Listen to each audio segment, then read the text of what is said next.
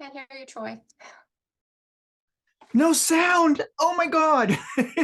See, that's what I love about you, Tammy. You're there to help me. It's so good. Anyways, good morning, good afternoon, good evening, whatever time it is. Oh my gosh, it is so incredible to be here. I always love these calls. These calls inspire me tremendously. They inspire me tremendously because I'm seeking that growth myself, which I'm sure you're seeking that for yourself as well. So as we dive into this, the thing that I want to remind you of is, all of this wonderful, beautiful information that's going to be shared with you that comes from Rami, because that's what we're going to be talking about, stuff that he's learned in his life as well. It's not going to help you unless you use it. You've got to use it. Otherwise, I got news for you. Nothing's going to change in your life. Okay. Gathering information, collecting information is just that. It's just gathering, collecting information. See, the only way that it changes your life is if you make it dynamic, the way that life is dynamic. Life is not static. When you collect information, that's static. When you use it, that's dynamic. And that's actually at the core of what I've been so wonderful to be able to see in Rami, as he's shared within his book, Can You Really Think and Grow Rich? And also just by being around him, it's been so amazing. So anyways, I want to say, make sure that you use this information, because that's what's going to help you more than anything. So anyways, with regards to also this call, please also make sure that you're sharing this with other people. Invite them to come on in. They can either come into this call here in Zoom, or they can stream it here on Facebook, because it is playing on Facebook. And again, you'll be able to watch the replay because this is being recorded, and you'll be able to access that. Think about how cool that is. Rami's here, and he's actually, I'm going to pull him up here right now. And he's freely giving his information to you, his knowledge, his wisdom. And I can tell you, Rami, I'm just so grateful for you in a big, beautiful way. Big, beautiful way, my friend. Look at you, man. You look great. Thank you, Troy. How are you? Fantastic. I don't know if I'm in front of everybody or I just see myself in the corner, yeah, you're right on screen. We're side by side, and so my thing is showing differently, but it's okay. I'm on my phone. Okay. So good morning, everybody. I'm glad everybody's here. I'm hoping to really make this a great call. This will probably be our last call for this year until next year, because the holidays are coming up. So definitely want to get everybody into the right mindset as you're approaching the holiday and starting the new year, because my favorite holiday has always been New Year's Eve, because it always feels like out with the old, in with the new. And so New Year's Eve is always been my favorite holiday, because I kind of like let go of the past and I'm definitely moving forward. So every New Year's Eve is just like a new beginning. So every day should be a new beginning, but New Year's specifically is a new beginning. So we hope we talk a lot. We've done a lot of posts. We've done a lot of things we could talk about, and we'll answer a lot of questions, and hopefully then get you ready, positive thinking through the holidays, have all that joy, happiness during the holidays, and start the New Year's. I mean, still think you should start today. I'm still working really hard. I'm not going to stop until everybody stops around Christmas Day, but everybody should just do what you can every day to achieve your goal. Hold on one second. I'm just going to text somebody the link, because I don't have it real quick, and I'll be right back. And say what you need. Okay. Awesome. This is so interesting, Rami, because I know how you were talking about how, New Year's Eve is special because, we get to start again and renew. But you know what I've noticed about you? It's new for you every day. And every time when I speak to you, I mean, it's just constant, like you're letting go and moving forward, letting go and moving forward, letting go and moving forward. And that's where actually a big component of moving forward comes and takes place. It reminds me of, for instance, like baseball. You can't get to second base unless you release your foot from first base. Yeah. And yeah. And the world is always full of constant change. Yes, so that's right. That's why you have to pay attention to the changes, or it leaves you behind. So you have to pay attention to them, take advantage of anything that you need to take advantage to move forward with any of your goals in life. So that's why, I mean, I've never seen a day that doesn't have a change. I mean, things are moving faster today than they ever have. So you definitely have to pay attention and change with it, and then maneuver against obstacles, things that happen in life. So it's always everything makes it a new beginning, a new start. Even you change directions, a new start. It's always something new that's happening. So it's really important. So, but everything slows down on Christmas. For some reason, nobody wants to work around Christmas. I understand. I won't. But it's always been something. I still try to do something that moves me something forward at that day. But New Year's Eve again. That's why I really want to get everybody ready, thinking the right way, and you'll see a lot of messages, a lot of posts, a lot of it repeats itself because this message is the same always. I mean, it's been throughout the ages, and you'll see the same messages from Aristotle to anybody that's new today or relevant today. It's just the same basic message. So the truth always lasts a test of time. So again, what we've been trying to say, like you've been trying to tell people, is not what you do, is how you think, because how you think will affect what you do. And that's why a lot of posts will address that, and that's what a lot of people keep on saying when they keep on telling people how to succeed. It's always how you think about things is how you're going to move forward. So that's one of the things we're going to cover a lot on. We'll cover also. I'm sure we'll take some questions, and we'll talk just a little bit about EV mobility, where it's at, because I know some people have interest in it.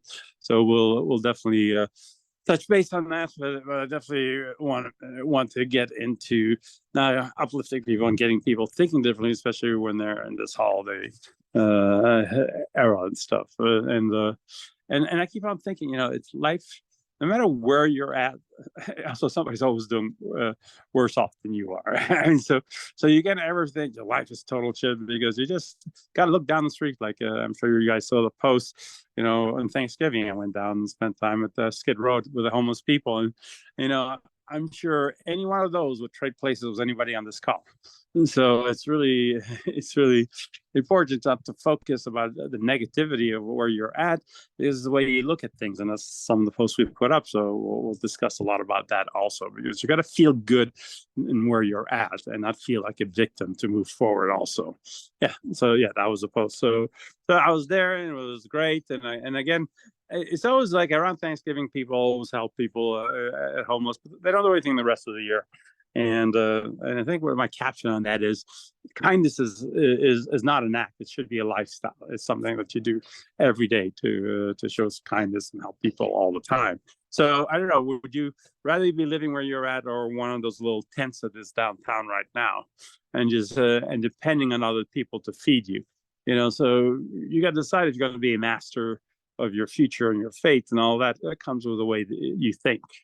So it's a really important thing to look. So if you ever feel down about anything, just go somewhere where people are worse off than you, or watch the program worse off to you. Or look at somebody that's handicapped. Visit a hospital where people are dying of cancer or waiting for transplants and about to die.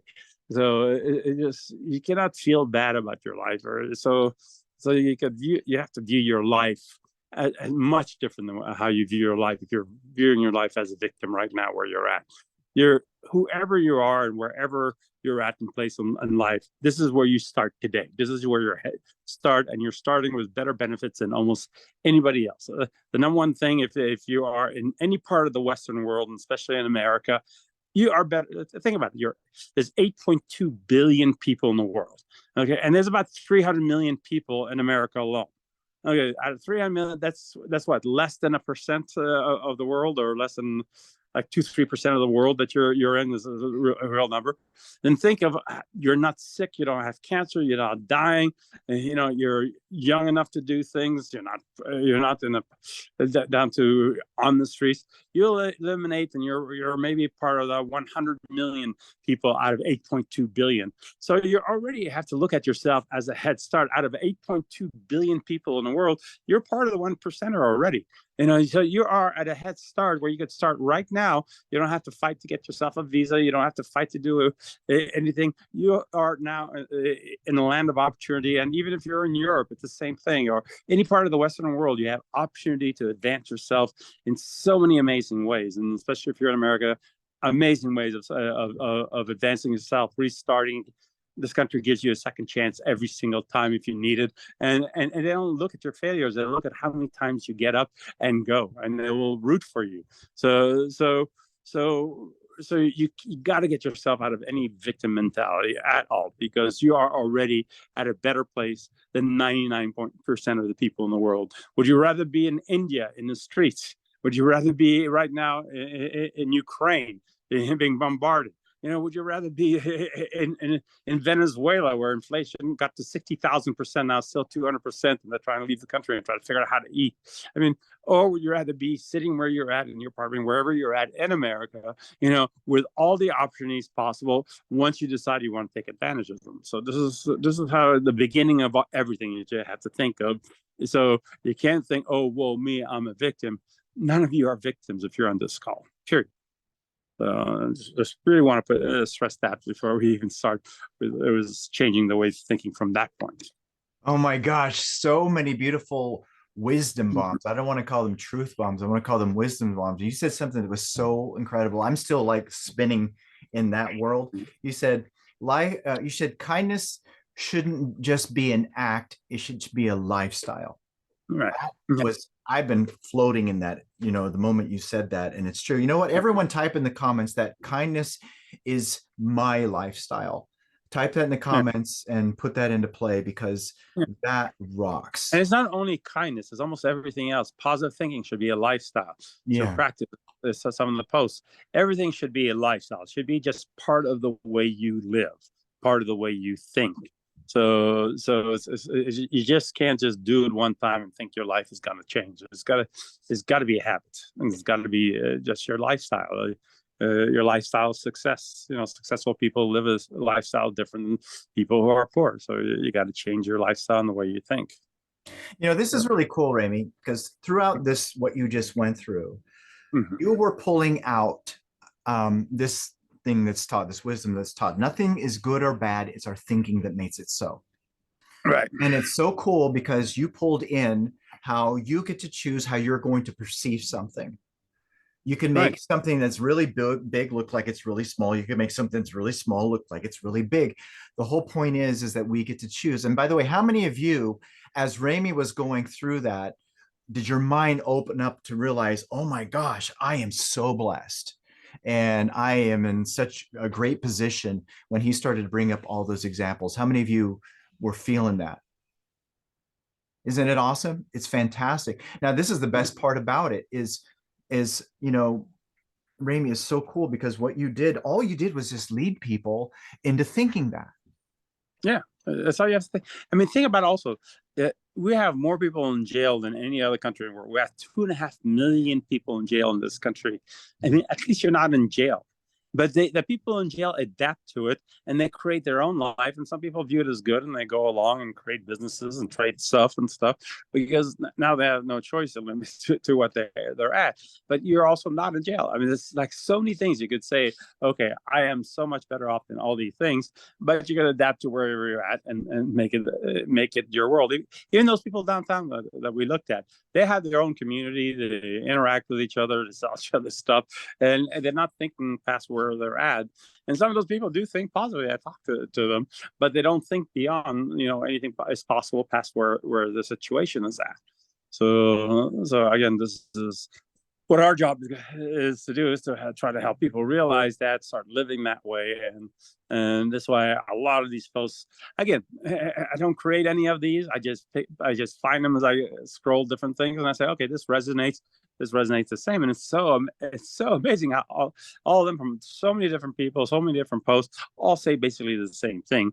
It just who's giving out the messages, and there's a little variation. There's a couple of really important ones I really like that we could talk for days about, that I want to spend some time on as we go through it, because I think some people see it, but they don't really get the depth of what it really means.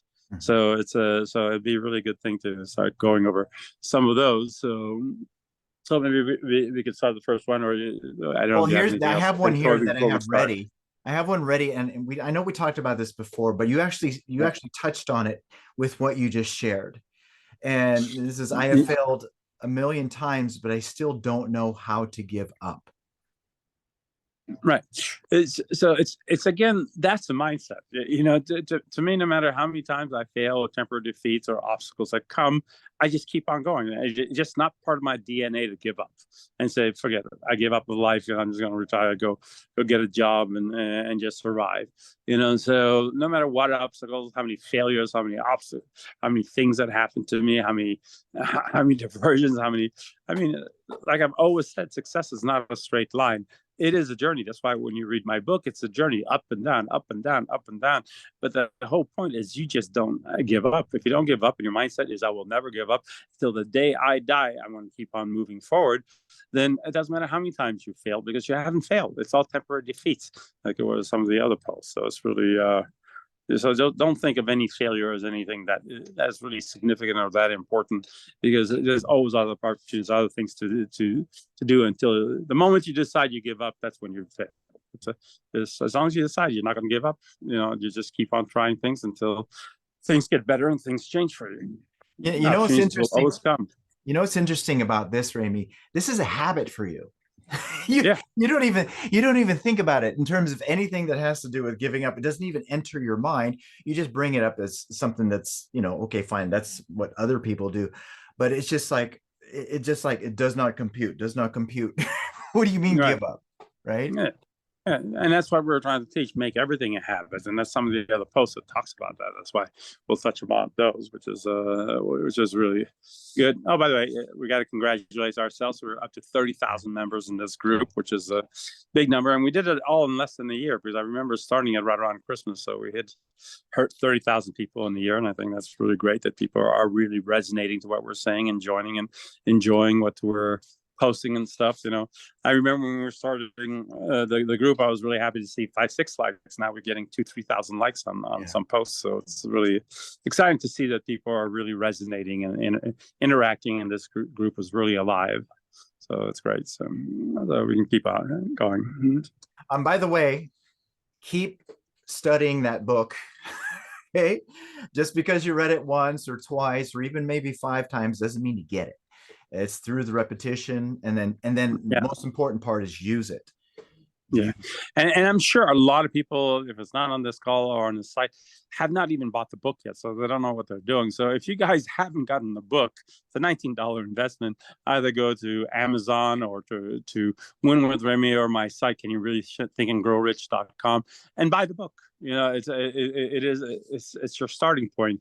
And understanding all these things, something to study for it, and buy it as a gift. This is the Christmas season, buy it as a gift for somebody and change their lives. I mean, it was so funny. I was that day I was on the street. I was driving on Sunset. I was going to stop and get something to eat, and somebody came up to me and saw me driving the Bentley and said, I just want to be you. I want to have what you have and everything. And I said, this is where you start. And I took a book out of my trunk and gave him the book and said, read this. And, and started giving him money. And it's funny, a couple of days later, I was down further Sunset, and said, I started reading the book. It was amazing. So the book, knowledge, and exactly that one post we read a long time ago. You could give somebody a fish and you feed them for a day, but you teach them how to fish, they're fed for a lifetime. So that book and the information, is definitely what you need to really succeed. There's nothing more needed than that book. Think and Grow Rich. Anything else, follow these principles. It doesn't matter, but it's just live those principles. They've been proven through the ages, and they work. So but you have to believe that they're going to work. That's why the book is full of examples of my life to convince you. I took pictures that it works, because I want you to get to a point that you believe these principles work. The thing is, when I was young at 12 years old, I was dumb enough and young enough that when I read it, 20, 30 times, I believed everything it said. Nobody could tell me anything different. That was fact. This is the way you succeed in life, and this is the way I'm going to approach life, period. So I believed it. So you have to start with believing that these principles work. I mean, it's great to read them and everything. Yeah, it's a meme. It's whatever. But until you get to the point you believe it, you won't act upon it. It's just so it's almost like the Bible when they wrote it 5,000 years ago, or 2,300 years ago, or 200 years after that. But it's all full of the same principles. But people believed it, and they wanted to believe in something, and they acted upon it. So it's really belief and having faith that these principles work. So also, by the way, you also have recordings of every chapter where we Yeah. went over it in depth too. Use it as a study Yeah. companion.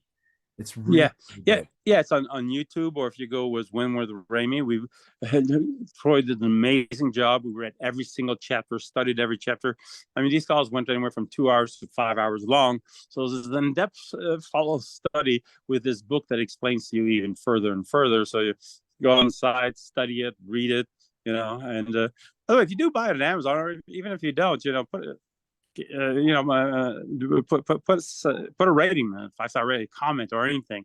Because the more people see the comments, the more it encourages other people to buy the book too. I mean, I want people to be successful. You want other successful people. If there's more successful people around you or in the world, they have a lot more to lose. So that's where peace comes in, where harmony comes in, because nobody's going to do anything to wreck what they have and what they've gained. And that's why the world is more at peace, except for a few areas, because they don't want to lose what they have, because they're, so more success is better. You should be jealous. The more people are successful, people are happier. They won't risk it, and they'll keep peace in the world. So sharing it and getting people to involve in being more successful, you want to be happy, not jealous that they're successful, because it makes your life better. And if you ever need for something from somebody one day, you have somebody successful that's, you were part of at the beginning, that you could turn to also. So success is a important thing for everyone, for it to happen to everyone. Ramey, you touched on something just now, and I think it's really important to emphasize this. You said it's very important that you're happy that they're successful and not jealous. Right. And this is such an important thing, because we're dealing with the psychology of what's happening inside of you.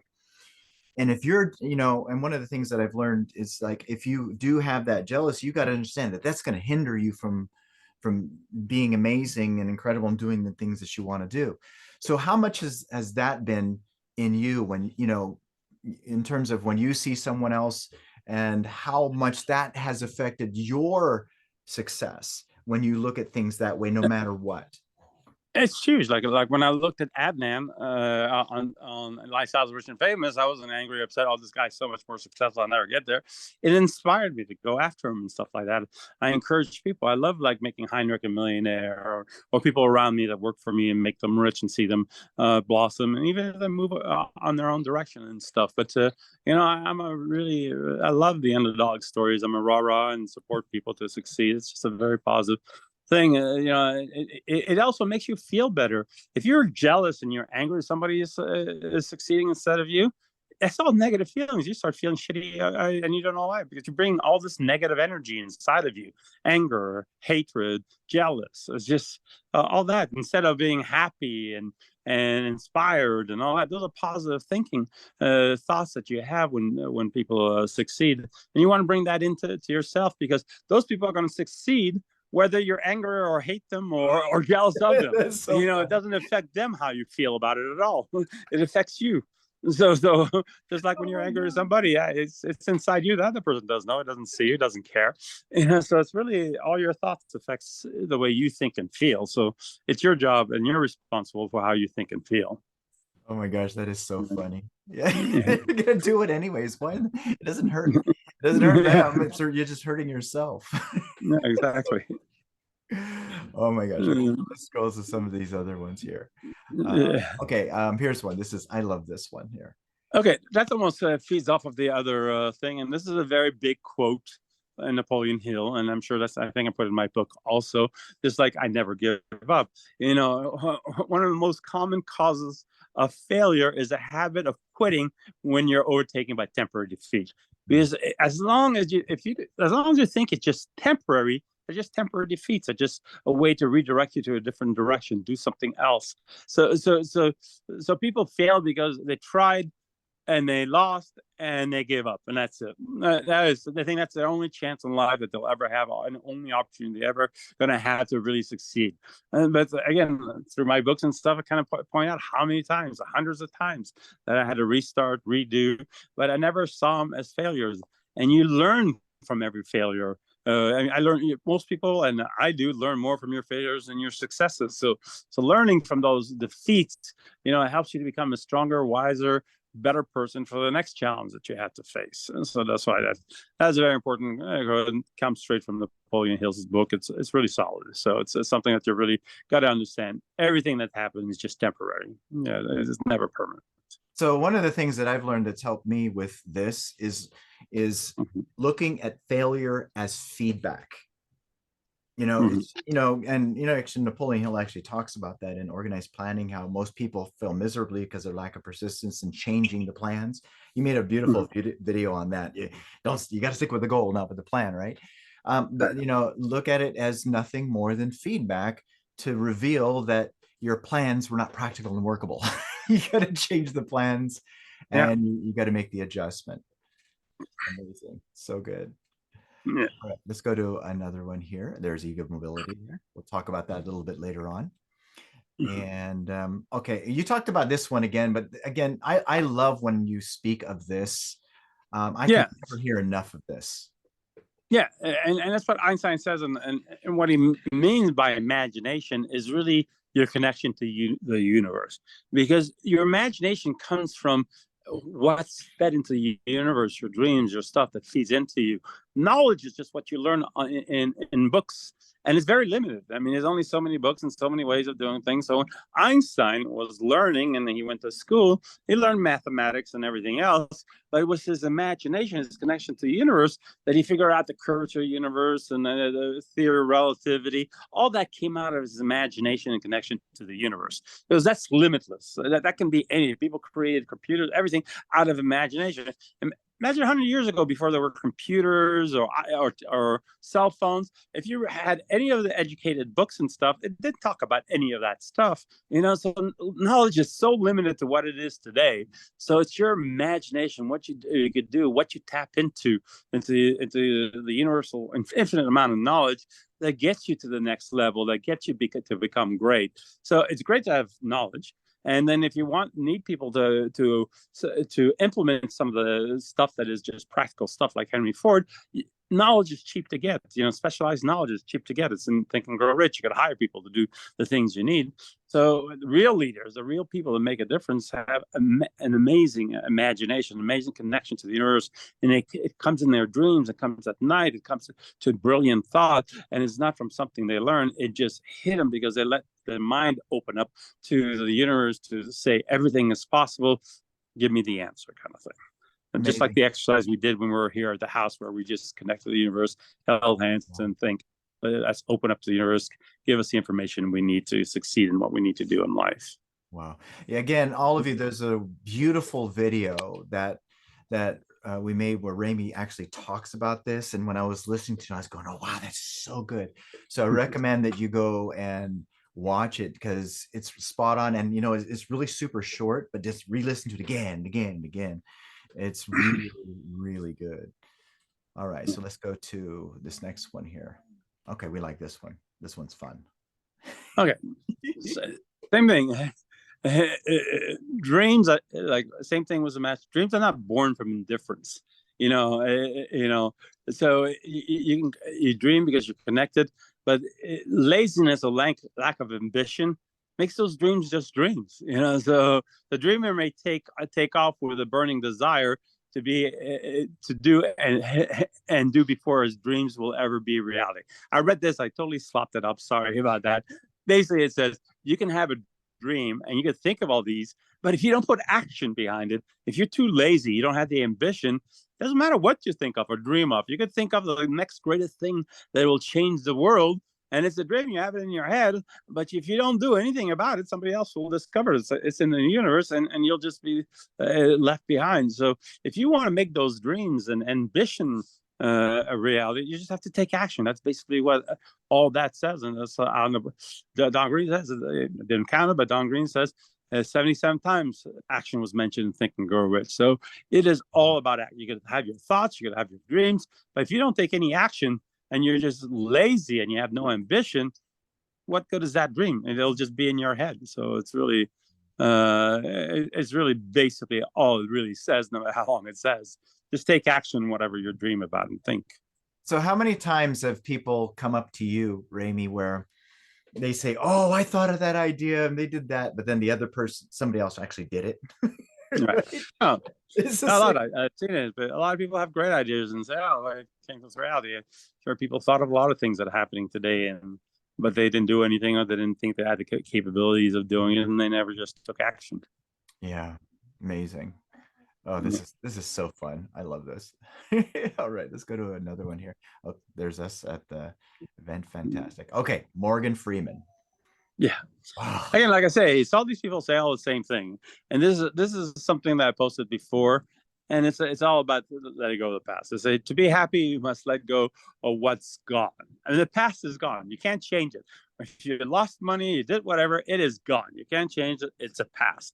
Be grateful for what remains. So it's basically what I talk about you assess what you have right now.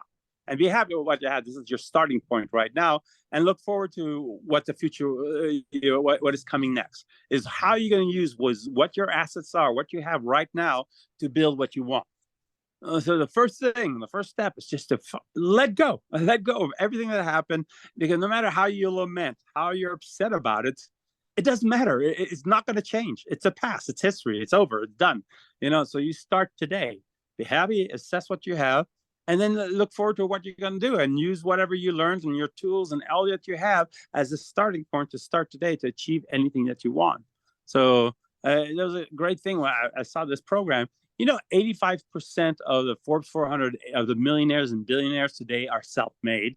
Only 15% are inherited, and most of them started with nothing. So I mean, what you have today is probably more than what all these millionaires and billionaires had before they started. So it's really assess what you have, figure it out, think it a whole different way, and move forward, and expect something great to happen in the future. wow. Did all of you grab onto that? That is such a powerful statement. 85 freaking percent.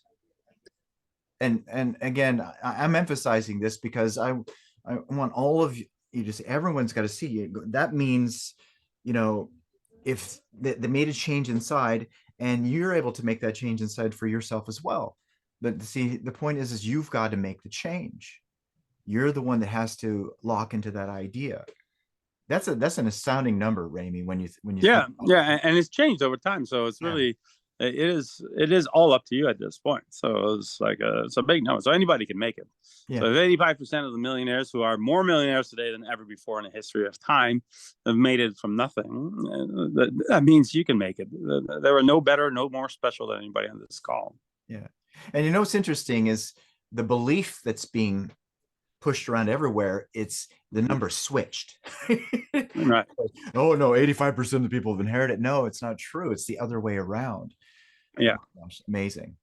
I love Morgan Freeman. He's Yeah. He's got it going on.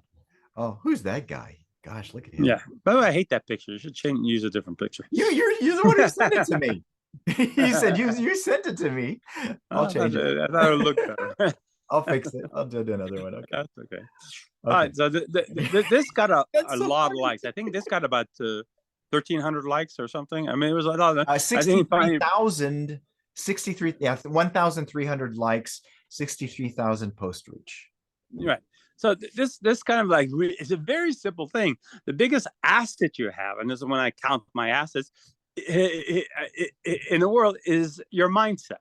It's the way you think. And this was a perfect example. Look at how people are thinking too much about how their family, a problem, and all that. And the guy's walking around, and it's a sunny with flour on his head. I mean, his asset is his mindset. This guy's going to achieve a lot in his life. He's ignoring everybody else around him that's feeling all bogged down. And look at the lady with a big cloud and always raining over her head. That's her mindset. She's a victim all the time. Says, oh, it's rain and gloom and baby. And the one with the baby on the head is all my responsibility. I can achieve in life.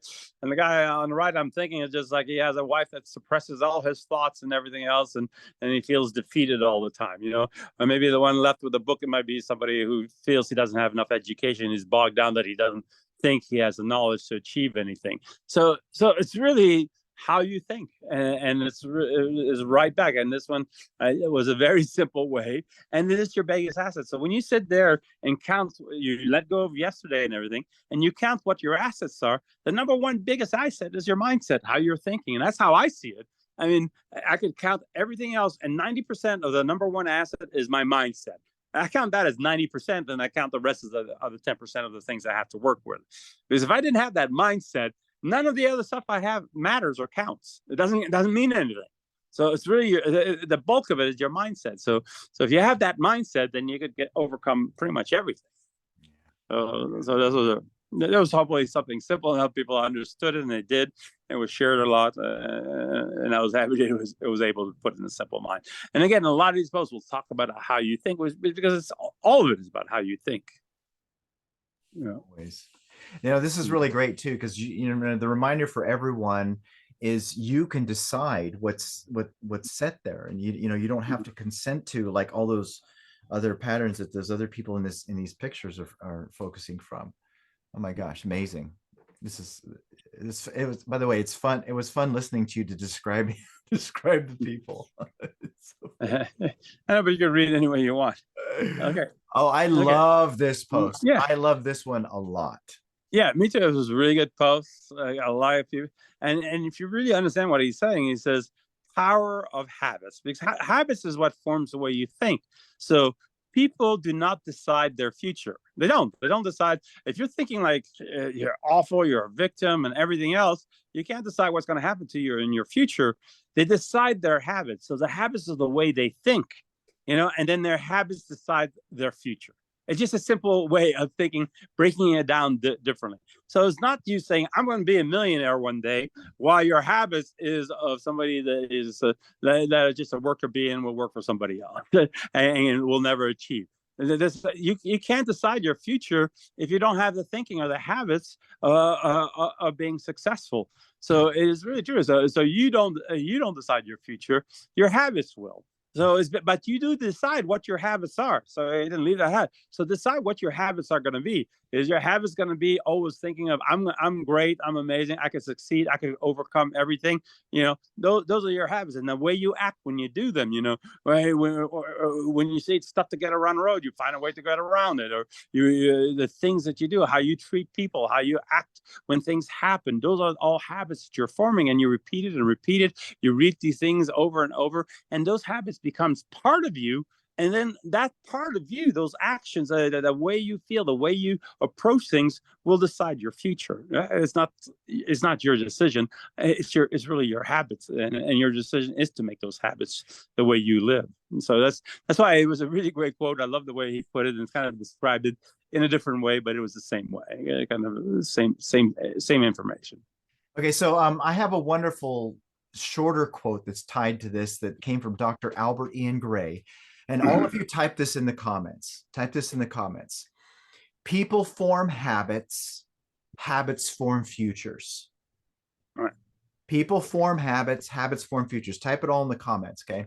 Because that is at the core, it's what's being talked about. And here's the best thing: you can form whatever freaking habit you want. Yeah. You can form whatever habit you want. And by the way, it's also important to emphasize that when we're talking about habit, what we're talking about are the thought patterns in you. So I'll give you an example. Like when you write something, the way you write it, you got to understand that there's a thought pattern behind the actual physical action that you're taking. If you'll notice with Ramey, oh my gosh, he has incredible. Ramey, you have incredible habits. I should say, you're here, right? First person directly to you.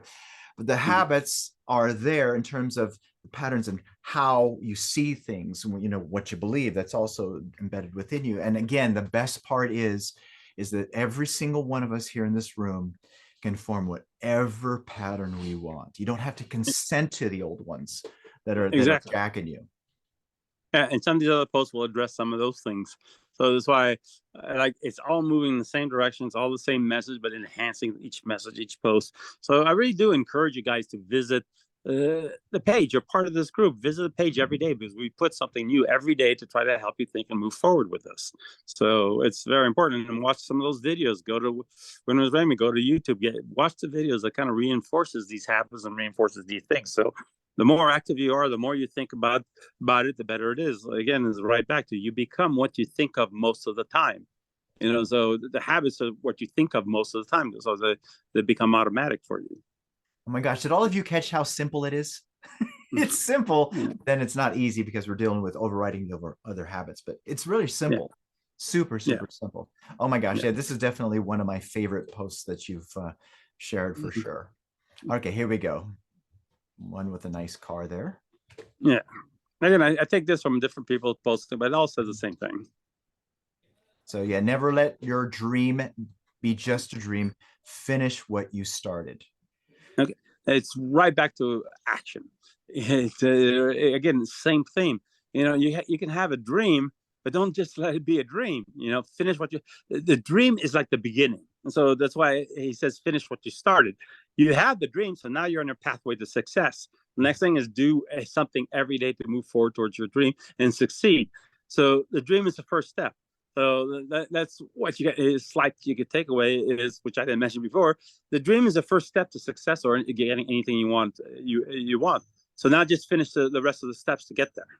Yeah. You know So what's so interesting is you go through this. Matter of fact, you're going through this right now with EV mobility, right? right. And no, finishing it. There's Yeah. nothing that's going to stop you, regardless of the obstacles that you're running into. And that's what I Yeah. love about you. You have Yeah, persistence. but you look at obstacles as positive things. There might be slight delay for the IPO to happen by a few weeks, but it lets more people get a chance to get in that wanted to get in and couldn't put the money together quick enough and stuff. So now you have a better chance to now get in where the door was almost shut a few weeks ago. So the delay is a positive thing. So it also helped other people get themselves ready to do better things. So you don't look at delays as a negative thing. You just look at it as, okay, that's just part of the journey. It's part of the things you do. What's the good out of it?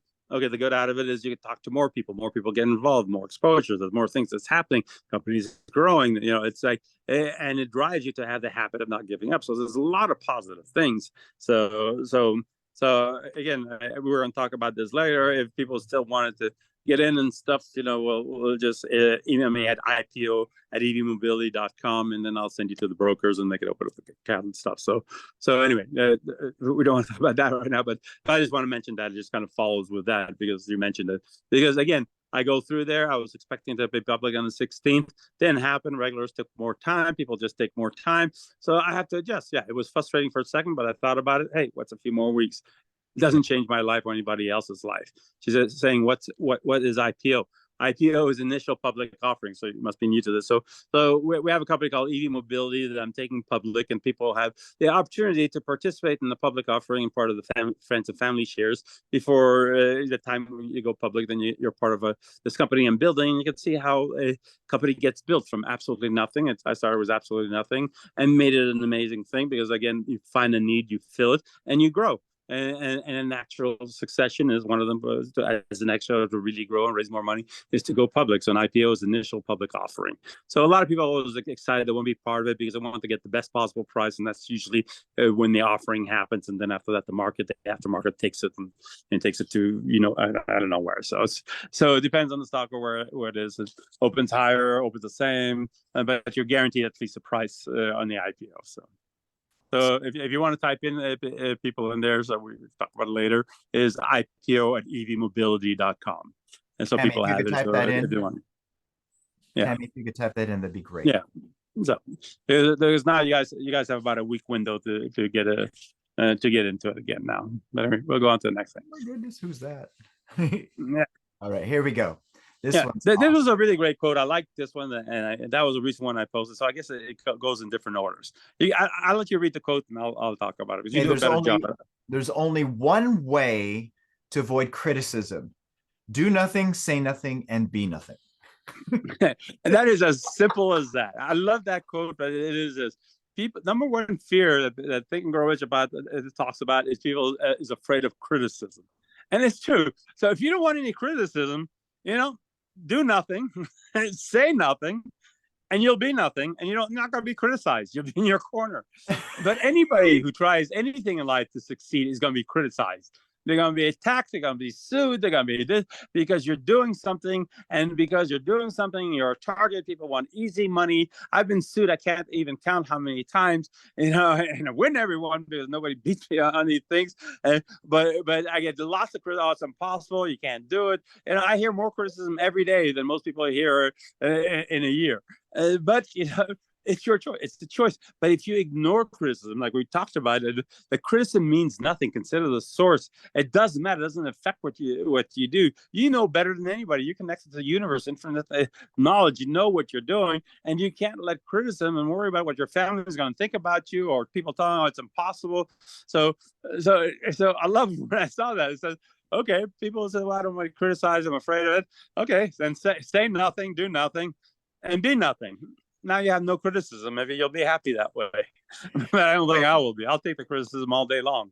Oh my gosh. Okay, so this is so fun listening to you here, but to me there's something that's even funnier, Yeah. and that is when you look at your normally you write stuff about it. You didn't write anything. You just wrote yeah. It kind of said it by itself. It's so funny. It said everything you need to say. So it's so funny. Oh my god. No, Okay, I love this I don't need to say anything else. Yeah, it's very simple. You want to avoid criticism, do nothing, say nothing. Then you won't have any. Period. Okay. And that's Aristotle. That is wisdom from I don't know how many thousands of years back.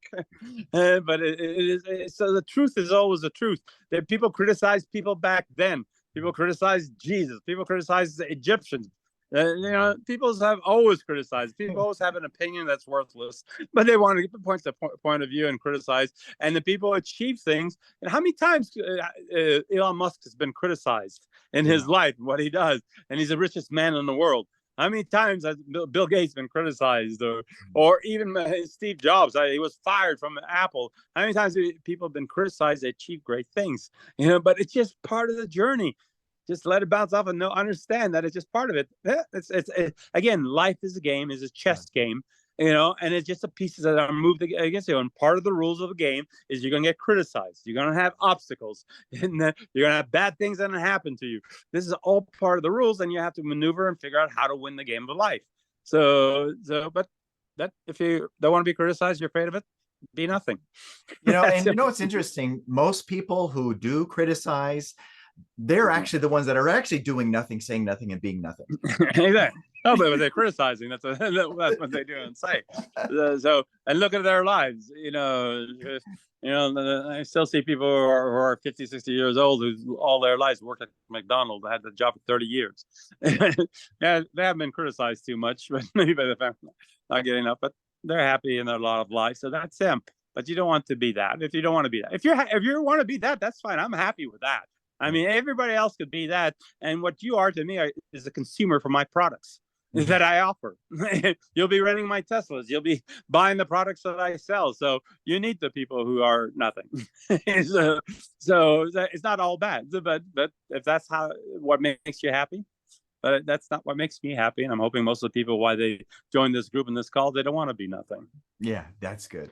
Okay, now we got Bruce Lee. Yeah, this was a really good quote, and that got a lot of likes, and it's all basically the way you think. And again, it's thinking in a different way. So you go ahead and read it, and I'll try to explain the depth of it. So don't speak negatively about yourself, even as a joke. Right. Your body doesn't know the difference. Words are energy and cast spells. That's why it's called spelling. Change the way you speak about yourself, and you could change your life. What you're not changing, you're also choosing. Okay. Very powerful in a way, because this is not other people criticizing you, it's you criticizing yourself. When you say negative things, your subconscious mind doesn't really understand if it's real or not. It'll accept it. So if you say, I'm worthless, I don't have any education, there's no way I can make it, you're speaking negatively to yourself. Now you made that as a habit, so your mind, subconscious, the bulk of your mind and all that, is absorbing it as fact. Mm-hmm. So now your life turns out to be that way. So it's basically self-criticism he's talking about. Self-criticism is as bad as listening to somebody else's criticism and believing it. Again, your mind doesn't know the difference. If you tell your mind you're the most successful person in the world and you keep on saying that, you're going to act and behave that way, and you'll feel that way. Yeah. And I know we talked about this in another talk from the movie What the Bleep Do We Know, where they looked at it in a different water. You know, if you yell at the water, you're ugly, I hate you. And it was red and ugly, and the water, the spot that they say, I love you, you're beautiful, and all that. The water was crystallized, was beautiful and everything. And I always remember when the guy went to Marilyn Matherin's ear and whispered, if you're 90, if thoughts can do this to water and you're 95% water, what do you think it does to you? Yeah. So just think of that. And if nobody's seen What the Bleep Do You Know, you should watch it just for that alone. But it has a lot of great things about quantum physics and the way to think and stuff like that. But I was one of my most, I always remember that thought because it is true. If you are 95% water and your mind can affect water, I mean, I've seen Japanese scientists that had different jars of water, put different labels on them, and the water molecules changed. You know, so we are 95% water. So that thought of speaking negatively is going to affect the way you are, how you feel, how you age, how you, if you get cancer or not. All this comes from the thoughts and how you affect your whole body and your mind. So that's why I like that there was a lot of likes and people pretty much understand it. So it's criticizing yourself doesn't help. Yeah. Be good to yourself. Oh my gosh. You spend most of your time with yourself. Be good. Give yourself a kiss. All right. All right. All right. Here we go. Oh, Muhammad. Here we go. No, love Muhammad Ali. He's so great. He's a guy outside of this quote. He was. I grew up when he was fighting in the Frazier fights and all that. I was young, but he was so confident. Before he even got in the ring with Sonny Liston and all that, he said he was the greatest in the world. He went around with a bus and harassed him around and around until he agreed to fight. And he knew he was going to fight. And he always counted the ring. And he rhymed it. He says, going to go down in ring number 6, round number 6. And all his and Sonny Liston did go down round number 6. It's his confidence, his strength. He believed it, and he made it happen when he said it was going to happen. So this is a man who was not only words, but he backed it up with action. And when everybody thought he's going to lose to Foreman, he was 100-1 underdog. No way he's going to beat this guy who could punch like this. But he said he's going to win that fight, and no matter what, he was so positive in his mind. And he was down in Africa, and everybody was supporting him because of his attitude. Foreman, nobody was supporting, even cheered for him, and they were saying, you know, Mohammed Boumbaye, killed Foreman. It was Foreman's attitude. That was so that, and he loved the world. He was kind of, he was open, and he rhymed. He spent time with people, but he was so confident. And no matter what they wrote and that, how's that for criticism? Every paper in the world, every sports says there's no way he's going to win. He's going to fail. And he shifted too. He thought he would dance and be faster than Foreman, and he could beat Foreman. But in that ring, because I saw that special, nobody's ever seen it, you should watch it. It's called When We Were Kings. Great documentary, won awards and stuff. He sat there and he saw that his normal way of fighting was not going to beat him. No matter how fast and all that, he wasn't going to meet that guy. And then in the last minute, he shifted his strategy. That's where rope-a-dope came. He said, okay, he's punching really hard. I'm just going to sit there, take his punishment until he punches himself out. So by the 8th ring, he was so tired, Foreman could not throw another punch. Ali went out and knocked him out. You know, it shocked the world again. He regained his title for the 3rd time. So Ali is an example, and I love Ali of his life. So now you can read his quote and everything, but just to show that he lived what he says, just the way I live what I say. So go ahead. It's so interesting. You brought up how he evaluated and said that, you know, I'm not going to be able to do this if I do it this way. Right. You know, and then last minute in the ring. Yeah. That's awesome. Absolutely awesome. So go ahead and read that, then we'll so go again, off. Discipline leads to habits. Habits lead to consistency. Consistency leads to growth. Okay. Again, same message said by a different person and a little bit different way. Again, your discipline, learning, studying, doing the things that is hard for you to do, but is in a positive manner, creates that habit.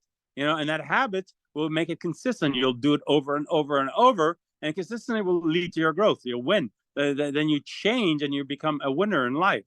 So it's basically the same message being repeated over and over again. But it's, again, if it's true for Muhammad Ali, it's true for Aristotle, it's true for the Egyptians back then, and it's true for Jesus, it is true for you. It's basically, and it'll be true for anybody thousands of years from now. The laws of the universe is not going to change overnight. It's going to stay the same. It's consistent. You just got to follow the laws and play the game. Oh, so that's so true. I'm laughing because it's just right to the point. If it's true for them, it's true for you, right? Yeah, period. Okay, I love this one. This is I love this post. I posted this about a year or two back, my personal post, and it just shows you anybody who says, oh, I have this failure. We're back to temporary failure or defeat, because what Napoleon Hill says, and I say the same thing: through every adversity, there's a seed of equal or greater benefit. So go ahead, read this out, and we'll talk about it. Okay, and this is a fact. In 2009, his application to work at Facebook was rejected. No way, you're not coming here, right? That same year, he created WhatsApp. How many of you use WhatsApp? I use it all the time. So in 2014, Facebook bought WhatsApp for $19 billion. What will you do next time you're rejected? That question at the bottom is so important. Exactly. That is the thing. What will you do next time you're rejected? Yeah. So every adversity, a lot of people say, oh, I wasn't hired by Facebook. I'm not good in tech and everything. I'll move on to something else. But that same year, he didn't wait. He said, okay, I'm not going to be hired. So it was the seed of equal greater benefit. It was good he wasn't hired. If he was hired at Facebook, he would have never created WhatsApp. And if he created WhatsApp at Facebook, Facebook would have owned it. So his rejection of not being able to work there was able to let him the freedom to build WhatsApp on his own and claim it and make $19 billion from it. So no matter what you're going through, no matter what adversity, there's something good will come out of it. And I've seen it in my life all the time. So always pay attention. If something happens, you get a rejection, something didn't happen for some reason, or you fail, say, okay, because one door closed, another one open, what do I do? Okay, what did I learn from there? What's the seed of equal greater benefit from there? Just even if you take simple things as the girl you were with, if your relationship in the past didn't end, you wouldn't be with the girl you are today. So if you were successful in that relationship, you will not be in the same relationship you are today that you're really happy in. You might be miserable in it, but at least you shift. But if that ends, you'll be in a different relationship. So it's really important to pay attention that it doesn't matter the failures or adversity, because there's always a seed of equal greater benefit. So that just kind of like crystallized that from Think and Grow Rich, and I put that in my book. So if you really look at it, see the depths of this, and look at your life, think of every rejection. What will you do? Today again, you forget yesterday. His rejection was yesterday. What's my assets today? What can I do? How do I move forward? And he figured out a way to move forward to create $19 billion for himself. So that's why I really like that post. You said something really cool, Ramey. And this is something that I missed. If he was at Facebook and he made it there, Facebook would have owned it and he wouldn't have got the $19 billion. Yeah, there's a work for hire material for him. Yeah. So that rejection was the best thing that ever happened to him. It's so good. Holy shit, that's amazing. Oh my gosh, that's so fun. All right, so let's go through here. Okay, here's this one.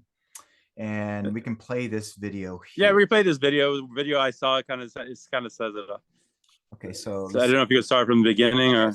Yeah, let's see if we can do this here. Hold on, I gotta scroll. Hold on a minute. Don't waste your energy to fear. Use your energy to believe, learn, create, and grow. Number 4. Hold on, I gotta start from the beginning. Yeah, go back to number. And I gotta be faster. Hold on. 1, 2, 3. Okay, go. Actions of others.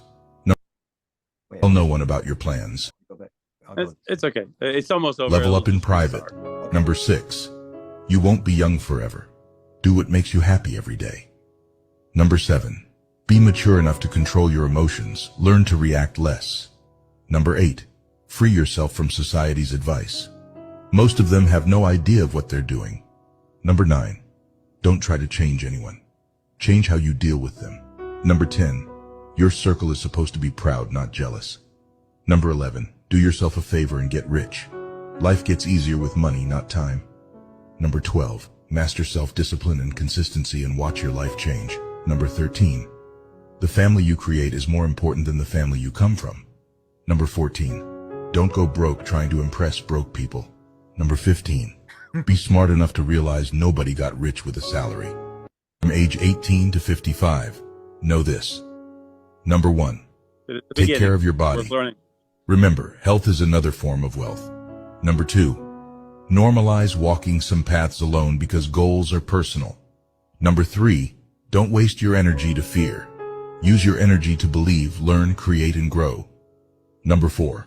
If you want to be happy, always have zero expectations of others. Number 5. Tell no one about your plans. Level up in private. Number 6. You won't be young forever. Do what makes you happy every day. Number 7. Be mature enough to control your emotions. Learn to react less. Number 8. Free yourself from society's advice. Most of them have no idea of what they're doing. Number 9. Don't try to change anyone.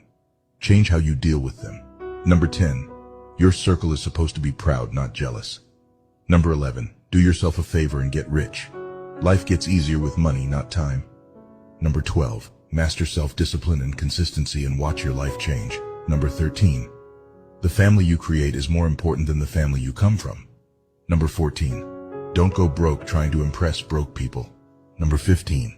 Be smart enough to realize nobody got rich with a salary. From age 18. All right. Boy, that, Yeah, we'll there's, stop that. there's, So, there's so so this much in touches that on, one. yeah, there's so much in that. And one, health. Health is important because it's true. No matter how much money, your health is important. I wasn't going to share this goal, but we talked about it. Troy was at my house, and everybody thought, I'm overweight and stuff. But I was pretty healthy. But I said to myself, if I ever hit 300 pounds, that's it. That's my time to have a goal to lose weight. So right away, as soon as I hit 300 pounds, the universe gave me the tools and everything to start losing weight. So it's been 3 weeks, and I've lost now 16 pounds. And it's through a drug. If you look it up, Mounjaro, it's really good. It's an injection. And I met friends that same week when I hit 300 pounds that I saw lost 100 pounds on it, and so on. So my goal was to lose 100 pounds, which I will, and you'll see within the next 7 to 8 months, I'll be 100 pounds less than what I was just a few weeks ago. So health is very important, but it's also a goal. That's part of the goal. I decided, I made a decision. Now I'm going after it. So I'm finding the universe is opening up tools, giving me information how to lose this weight. So it was never part of my psyche. I was just too busy making money, but I've decided to do that. And he does touch upon criticism. It's like other people's advice. It's just, again, it doesn't matter. He says most people look at the advice. It doesn't matter. Your circle of people shouldn't be people who are jealous of you. It is to create your own environment. It should be inspiring you and want you to succeed. And life does get easier with money. I always say I'm definitely happier and things are better when I have money than when I'm broke. So you should be happy and inspired to that if that's your goal to do that. And he said so many things that really is relevant. That kind of is our teaching, and that was something that was from a long time ago. Also, same thoughts. Throw me a few more that he said that we could talk about. Another one was how don't try to impress broke people. Yeah, there's a people who get a lot of money, like rock stars or rappers and stuff. They spend all their money in Rolls Royces and stuff like that. They're to impress rich, poor people, because the rich people don't care. Look, Sam Walton drove the same pickup truck till he died. Warren Buffett still lives in the same house he had in 50 years and stuff. When you're rich and you know yourself, you don't need to do things to impress other people because you just burn through your cash and everything else that you need. Do things for yourself. I like the benefit because I like how it drives, not because I want to impress anybody. I love the car. The plane is a useful tool for me to travel and make my deals happen and stuff. I don't do it to impress anybody. When I went broke and came back and got back this house is a house I had 2001. I have enough money to get bigger, better house, but this is a house I enjoy. I'm comfortable, enjoy. So I don't do things to impress other people. I do things for myself. So people will go broke, impress other people all the time, and it just doesn't do you any good. And it's true. You get older, so you have to enjoy every day. And this is how, back to this almost same principle tying. Forget everything that happened yesterday. Don't worry. Don't be negative. Don't enjoy today, because today you have it. Like I'm sitting here in the sun. I know I'm lucky I'm in California. People on the East Coast is freezing, and maybe in Europe. But I enjoy every day. I wake up and say, hey, listen, look at what I have. I have this house, I have all this, I have this following, I have this, all these businesses, I have all these things that I know I can do. And I have my mindset that is better than almost anybody's mindset I've ever met that can succeed and do anything. So I get to be happy by just thinking about it for a couple of minutes of who I am as a person. So you can be happy all the time. So what was another one that another one is, if you want to be happy, have zero expectations of others. True. Yeah, So but now this is, and that goes to what we're used to talk about. We're talking before about detachment. If you're not attached to what people do and things and stuff, like in my life, when I went totally broke, I had like 7,000 people in my Rolodex. Nobody wanted to talk to me. I lost everybody. So I expect nothing of anybody. I expect everything from myself. And I use I use what I need from the people that circles around me to achieve the goals. I'm not bitter or angry. I let go of it because I just say, okay, this is the way life is. People are basically selfish and think of themselves, and that's the way they're going to act and react. So if you expect so much out of somebody, they'll disappoint you at the end of the day. So you got to expect yourself. Don't expect anything, and it's just like you get happier if you don't expect something is going to happen. You sit there happy, but if you're expecting that this person is going to do that and he disappoints you, you'll be unhappy. He failed you. So let go of any expectations from anybody or anything else, because everything counts on what you do and how you're going to react to everything that happens. He said something about reacting also. Yeah, well, it ties into zero expectations. But there was one that he was talking about where he says, don't really tell other people about your plans. Yeah, and just go about it and move on it yourself. Right. And I do it a little differently. I like announcing it because then I'm forced to live to the expectations. But that journey, what he's talking about, is an internal journey. That's why you have to ignore what people say and stuff, because you're going to have to suffer a lot. You're going to have to do a lot. You're going to have to maneuver a lot. You got to think a lot. So it is something that you have to work within yourself and build that strength to achieve the goals that you want. It's good to have a mastermind group as you grow, and also build a team around yourself that you need to do that. But the beginning of all these journeys, your dreams, your first steps and all that, that is all on you. So part of your journey is going to be lonely. It's yourself, but if you build the habits and the way you think, that's going to be really a wonderful journey, because you're going to start liking yourself. A lot of people hate being in a room by themselves or being alone because they don't even like themselves, so they need other people's company to like. I don't mind. I could spend all day in my house alone and stuff, or so I spent a long time when I was almost 5 years. I spent the time with myself and taught myself, and I was happy being myself because I like myself. So you guys, that's back to self-criticism, because I like myself. And I don't mind spending time with myself. I don't bore myself. I'm not upset with myself. I don't think I'm worthless or anything. I feel like achieve all that. So spending time with myself and kind of talking to myself a little bit about what's the next strategy, what should I do, and all that, it's a good time for me. It's better than talking to anybody else. So being alone sometimes is a really good thing if you build a habit of thinking and not putting a negative spin on what you are yourself. So I don't know if there's another one. I just there's another one I saw it today. So another one is, don't try to change anyone, change how you deal with them. Exactly. That's good. There's no way you can change people because they formed that habit and everything else. So you just have to step outside your body, forget how it's affecting you.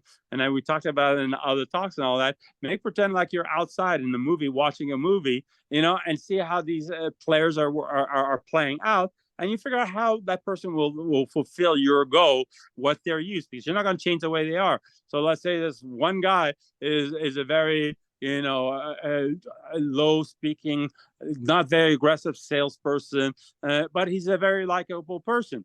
Instead of trying to change him, making him a better salesman, figure out how to put him in front of like customers that needs to be cuddled and be liked and feel you're paying attention to and that he can sympathize with and stuff like that. So you're not changing him. You now figured out a place for him that makes what you need work in your stuff. So that's just a simple example, because no matter what you do, I mean, it takes a lifetime, or look how long we've been doing this group and talk. It takes a long time to change somebody, and you don't have the time to change somebody. So just figure out how they fit in your world and how to use what they have as an asset, or what they is negative, positive, to affect what you're going to do in the future.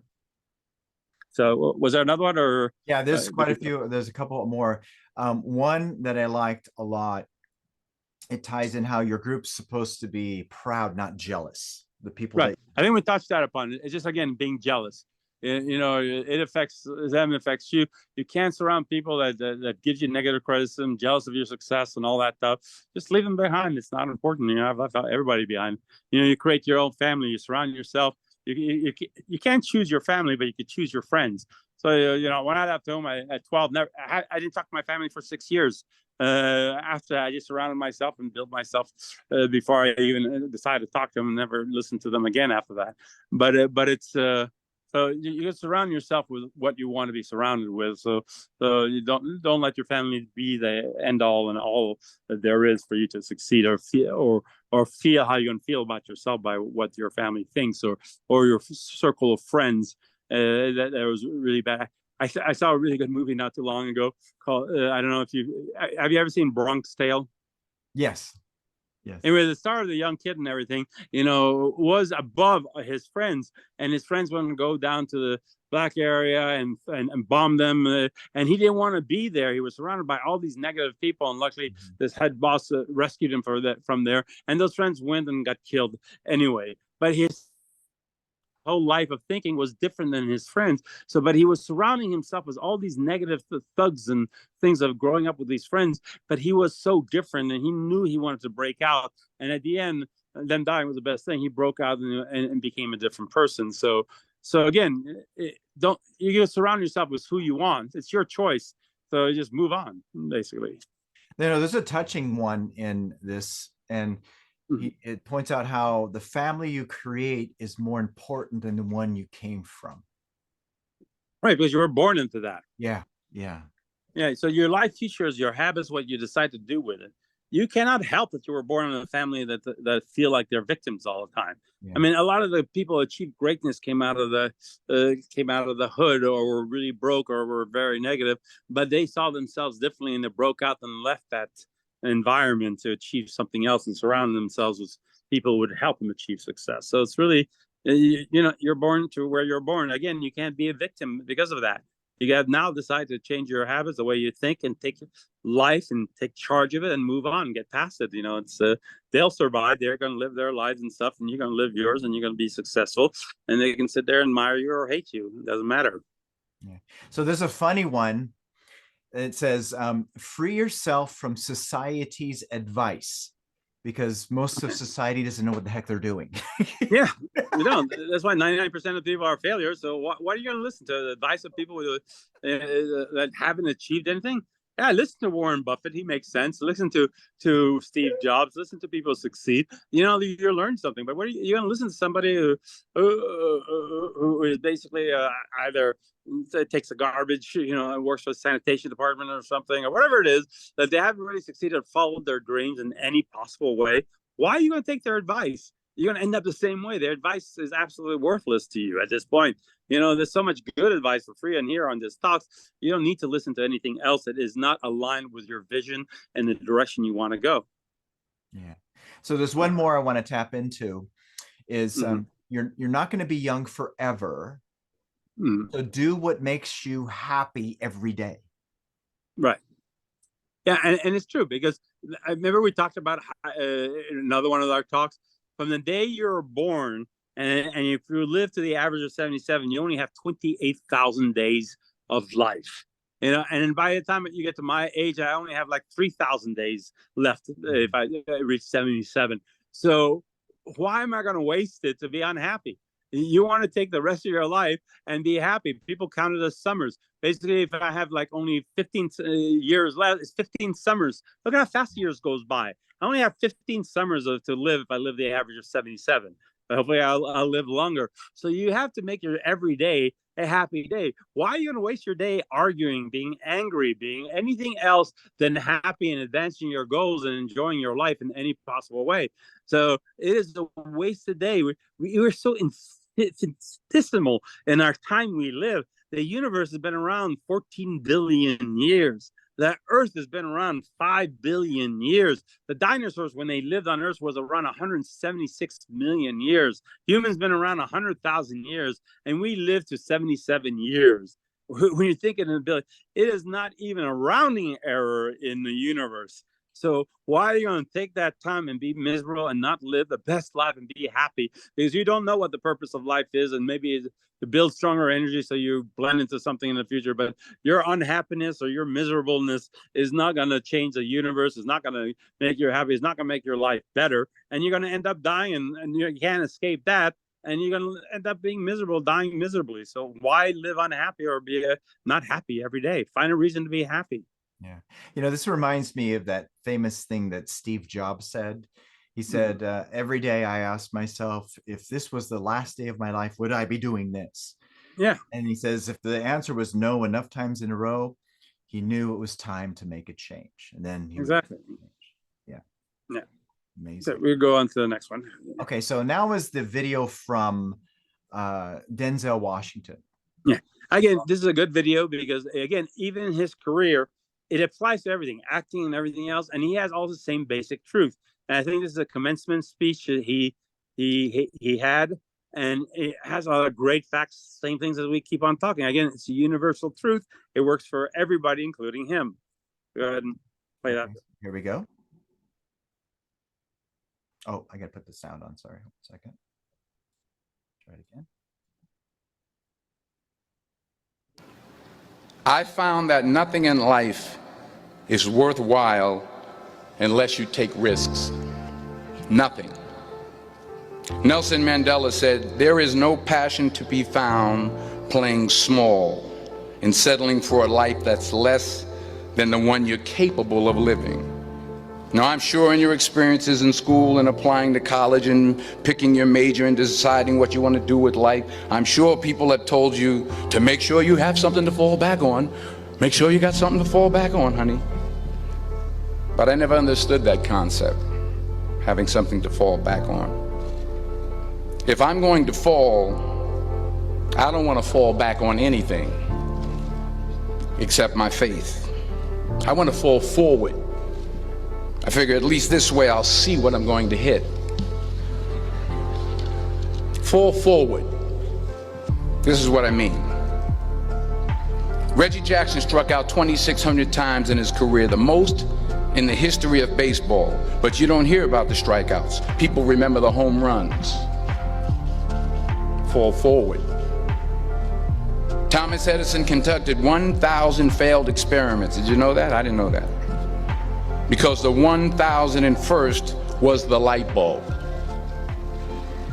Fall forward. Wow. Really good. Yeah, that was really good, but it hit upon a few things like we talk about the burning the ships. You know, it's great people want to have a backup and stuff, but if you really believe in what you did, take the risk and give yourself no out so you find a way to achieve those goals. You know, like you say, falling backwards, going backwards to where you're at, your safety net. Oh, I'll always have this job, or I'll have this. I can go back home to my parents and stuff like that. It gives you less incentive, less ambition, less drive to achieve those things. Right back to the story of that general who was facing an army that was outmatched 10-1, and he told his colonel or his subordinate to go ahead and burn all the ships. And he told the soldiers, look at those ships, they're all burning. You're either going to win this battle or you're going to die. They had no choice but to win this battle. So they were outnumbered 10-1 and then won the battle. So it's really, it's getting in your way of thinking that is no choice in life but to succeed. So you're always looking forward, moving forward, taking a step forward to your success, not worrying, okay, I have a cushion to fall back if I fail, because the moment it gets tough, you will take that exit and fall back. You will take that exit route. Oh, it was so much easier when I just had this job and I was able to do, you know? So and then in the beginning, he says, you know, nothing is really worth it if you don't take the risk, if you don't dream big and go after something big. Doing something small is easy, but it doesn't fulfill you, doesn't do anything to achieve things. So if you want to feel amazing, you want to do something, you want to change the world, you can't think small, you got to think big. You know, he wanted to be one of the greatest actors and he achieved that. You know, so his falling forward was always next role of doing different things that achieves his goal further and further. So So it was a very short clip. I'm sure the rest of the commencement speech was really great. Same as when we first started all this, we saw the commencement speech of that Steve Jobs did. Was an amazing commencement speech, but it's always the same message. So you should take advice from successful people like him. That's somebody, okay, you should listen to, but not the rest of the masses that achieve nothing. So it's really a solid, very short, important message, how you should view life and what you should do. If you want it, and what's the worst thing that's going to happen? So you fail. You shift, you move forward. Again, you saw the guy, they didn't get the job with Facebook. He failed. He went and made $19 billion. So you keep on doing that. I mean, just find the benefits through the adversity that you just went through instead of falling backward. Just keep on seeing what's forward. I mean, Edison at the end, he wasn't the first one who invented the light bulb to correct everybody. Somebody did, but nobody invented a filament that lasted more than 10 seconds. He's the one who tried 1,000 times until he found a limit that lasted a month or 45 days, and then he created. But he did it 1,000 times. So each failure, he didn't say, I'm going to give up and it doesn't work. It's impossible. Other people have tried it before me and it never worked. Why am I going to make it work? But he was so confident as an inventor that he's going to find a way to make this thing work. So and he made it work. The same as anybody. People work to try to find something work. If you go back to Steve Jobs and Apple, when it was brought back and it was in a verge of bankruptcy, but he came in there with a different mindset and leadership. They made it the most valuable company in the world today, over $3 trillion. No company in the world worth $3 trillion from a bankrupt company not that long ago. 30 years ago, and it's through his vision, his belief that he can do it, and how he led people. So it's really, nothing is impossible. It's the way you view things and the way he moves forward. And he wasn't a one-trick pony. Again, he started with Pixar. He saw the vision. It was a company that belonged to the guy who created Star Wars. I forget what his name. The producer. Pixar was just a side project for him. He said, and he was just doing commercials with it. And he just said, I could do something with it. I see vision behind it. And then he created the most successful studio. No film has ever failed out of Pixar, and sold it to Disney for $5 billion. So he succeeded in that. He succeeded in the next, and he came back. He succeeded at the beginning of Apple, and then when he came back, took a bankrupt company, made the most powerful, most valuable company in the world. And it's not because he's any better than anybody else. He thought differently. This is what we're talking about. He had a habit of thinking differently than everybody else. He thought successful. He had vision. He believed that his visions will be right. He believed that even he created items that nobody's ever seen before. He believed that people will buy this. And he pushed people. He pushed them beyond their limits, pushed them past their timeline. But he made things work. And yeah, he had failures in different computers that he tried and everything else. But his successes outnumbered his failures. Same with Elon Musk. He had so many failures, but Tesla and SpaceX made him the richest man in the world. But he had a ton of failures before. So it's really doesn't matter the failure. Just like when he was talking, you don't look at all the swings that he missed or whatever. I don't follow baseball, but you count all his home runs. You don't look at Elon Musk and think about all his failures. You think about Tesla and SpaceX and anything that he's successful at. So people won't judge you on your failure. So it's okay to fail. As long as you come back up and go for it and do it and prove the world that you're better than that, and you are, because you think you are and you are. Just like Muhammad Ali, even though he lost the title twice, he went and won it back for a third time because he believes he can. So whatever you believe is what you're going to achieve. So it's really just that simple and that important. Is just you're changing your mindset. So good. It's so true. Whatever you believe, you're right. Yeah, exactly. Okay, there's one more slide. Okay. And I love this one too. It is impossible for a man to learn what he thinks he already knows. This is a deep thought right here. Yeah. This is what you have to think deep. Because if you think you know everything already, you're done. You're not going to learn anymore. You're always growing. So it's just basically saying in a different word. And this is back, thousands of years ago. Same thing. It's impossible. if somebody talks a lot, I do talk a lot because I'm teaching, but most of the time in meetings and stuff, or when I'm with Adnan, I sat there for 2 years with Adnan. I sat there, didn't say a word, and listen and learn and listen and learn. But the moment you think you know it all, that's it. That's the end of your learning experience. And I could take a simple example. Like if you go in there and you learn how to drive a car, you've learned how to drive a car, you think you know how to drive a car, that's it. You stop learning how to do anymore. So, but I went to racing school and drove NASCAR, won a lot of races when I was young because I learned and expanded my driving experience. I could go up my hill sideways in the car. I could do a lot of things. So there's more to learn in everything. So the moment you stop growing, the moment you think you know it all in any business and anything in life, because there is so much more. And as you see, life advances. If you think you know everything there is about coding, watch what AI is doing. It's out coding you by 1,000,000 to 1. So it's really, it is always more to learn, and life will pass you by. If you think like Blockbuster thought they figured it out, the video rental, the charges they're going to charge when you're late and everything else, they thought to figure out the perfect system to make tons of money, billions of dollars. Once Netflix came out and everything changed around them, they filed for bankruptcy. Same with that movie where you told me to watch BlackBerry. They thought to figure it out. They liked to click. They stuck with their model, and they thought they know it all about cell phones and everything else. Now they used to have 75% market share. They have 0. Because once you decide there's nothing left to learn, you're over. Things will pass you by. So always be in a mindset that there's always more to learn, that you don't know everything. There's so much of the universe. You don't know the curves of the universe. There's so much you don't know. You gotta keep on moving on to learn things. It's just because it makes you a better person. You grow and you keep up with the changes, and you succeed because you learn more and more. Mm-hmm. So, oh my gosh, you're talking about open-mindedness, and yeah. and even Napoleon Hill talks about that. Open-mindedness is essential for belief. There's no way anyone can deliver new beliefs in anything unless their mind is open to consent to additional information. And that's unfortunate because for most people's minds are so locked into Right. what is. They're always thinking based from what's logical to them, and and it's not good. So, but anyways, it's so awesome because you're a beautiful example.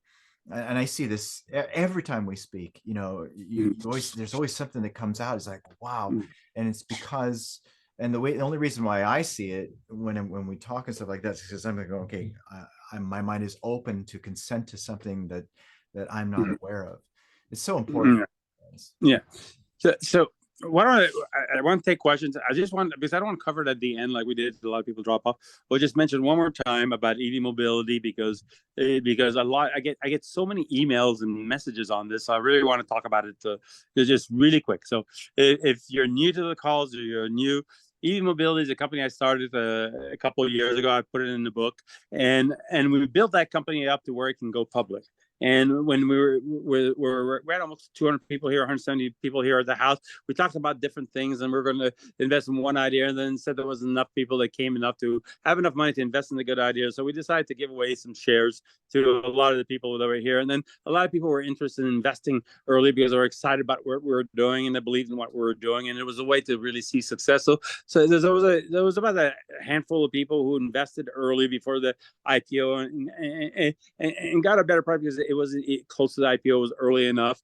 And then I said, okay, when it comes to the IPO, for people who wants to wait, they could buy it or get part of the friends and family shares. So for anybody who missed it, again, it's IPO at EV Mobility. Because now we got delayed a few weeks, we could still fill in some of those friends and family shares when we do finally go out. Or if you're not that interested and you're not going in there, and someone's asking about the Canadians, yeah, the brokers have signed and working with the Canadian broker. They're working out the paperwork for the Canadians also. So by early next week, everything be ready, and we'll announce who the Canadian broker is you could buy these shares from also. And then so you'll be able to. In Canada also, it's the only country, I don't know why the rules are, I didn't follow up, only country in the world that you can't buy it in America, you have to buy it in Canada. So if you don't end up buying it in before or on the IPO where you're fixed at a certain price before or whatever. It might go up or whatever. I can't promise anything. It's against SEC rule for me to tell you the stock is going to go up, but you got to figure out if it is, it'll be a higher price. But you could still, no matter what it is, and you could view where the company is going to be, you could buy it in the open market after it's public. You can go to any broker, put the symbol. The symbol is going to be EVMO, EVMO, or EV Mobility. And then you can just buy it in the open market if you don't want to participate in the IPO. But that's usually the IPO is the best possible price that you can get on these shares. But so I'm just going to mention it before we go back to this thing, because I see a lot of questions. I get a lot of questions. So I want to catch up everybody. So it was delayed a few weeks because the regulators still had more things to do. And I have to tell you, regulators are part of that 99%ers who just work for a living, and that doesn't have the same motivation to get things out quickly as I do, and they take their time. So no matter how I push, some people just take their time. But at least I keep on pushing them. At least they're working faster than they normally do. But they got delayed for a few extra weeks. So hopefully before Christmas, and if it is really close to Christmas, we might just wait till the first week after January, because it's not good to trade. Nobody wants to pay attention to the market at Christmas time. So if we don't do it by the 21st, then it'll be the first week of January. So that's the update for right now. And so hopefully, if you want to participate, it'll be an exciting opportunity. You get reports every quarter. You can follow it. You can see how the company is progressing. And you can learn about it, and you can be part of it. This basically was a startup. It's valued pretty low, and this is my vision of it to being a multi-billion-dollar company. So you can see why the company goes from nothing to a public IPO around 50 million, going to hopefully into the billions, and that's my goal. But it's not something I'm predicting, because I'm not allowed to predict anything on this stock, because I can only say what's on the S1. So if you do email me, I send you the S1, I send you the prospectus, I send you the presentation, and then you make the decision, and I'll introduce you to the broker. Westpark's the broker who will open up the account for you before the offering comes out. So anyway, that's all I want to say about that. So people can take advantage of this, repeat this. But if you want more information, email me. I'll send it to you. So wow. So I want to emphasize something here about what you just shared, Ramy, that may be missed. And that is, I want all of you to see how cool this is. It's not going according to plan. There's things that are happening of which, Ramy, you have no control over. And what's the most amazing thing for me is to watch how you show by example how you're using everything that you're instructing everybody to use. Right. And I take every obstacle, every delay, everything, and I don't give up. And I just find ways to make it better because of delays or any obstacles that come. So it's really important to, again, this is all part of the example that I'm trying to show to people, that no matter what there is or what comes up, you find ways of maneuvering and using it in your favor. And if at the end of the day, for any crazy reason, it doesn't go public, I'm sure there's a reason why, because maybe Elon Musk wants to buy it when it's private, and I'm going to grow it better, and I have a better investor who's more related than the public market. So no matter what happens to this company, there's going to be a reason why he's going to. My mind is already set to make this one of the most successful companies there is.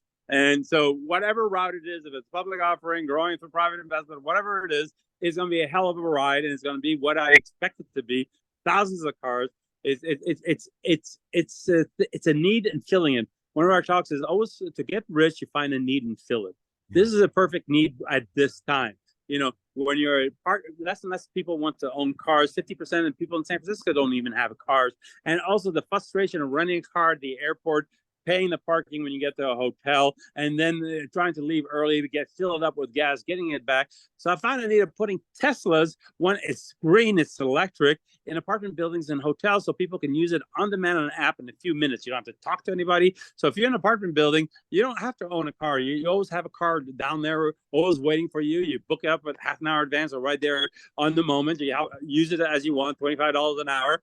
You can bring it back if you need it for the whole day. Book it for the day for $195, and you use it anytime you want. So you don't need a car. You save money in insurance. You save your car payments. You save depreciation. You save on gas because it's all electric. You save about $1,500, $2,000 a month not owning a car. And the hotels, you just have to Uber to the hotel. You don't have to pay $50 worth of parking. You don't have to pay for the car. You don't have to pay for extra insurance. You don't have to pay for gas. You know, it's cheaper than using an Uber. It's a 20-minute ride is $40. Only $35 for the hour. You can make any stops you want. It's easy on the app, and you get to drive in a Tesla, which is really cool. And everyone wants to drive a Tesla to see what it's like.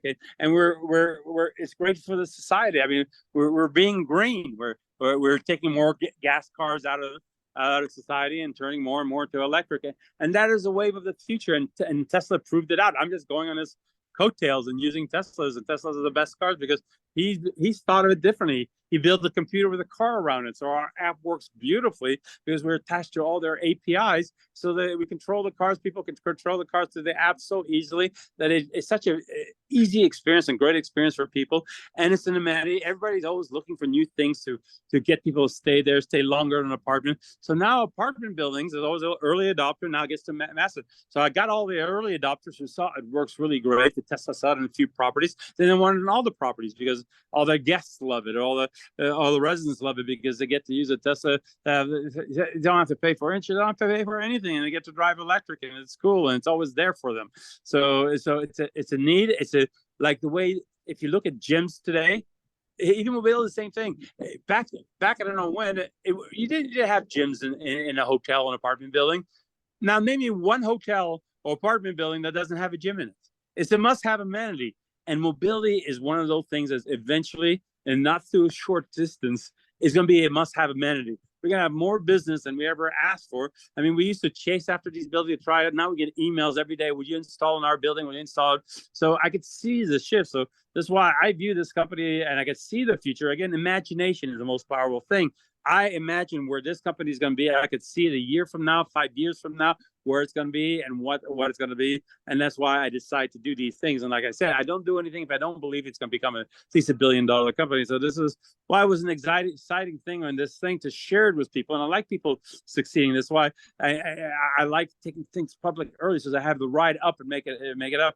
Unlike Uber, these funds, take the maximum amount of money possible and take it public at the highest valuation. And it takes out all the upside of most of these people's stocks. So doing this thing early, it's just a good thing. So that's why I guess a lot of people might not have been part of this, and I get all those questions. And again, I'm presenting that opportunity for people. I'm not saying buy it, don't buy it. It doesn't change my life, because what you can buy is 1.7 million shares being offered.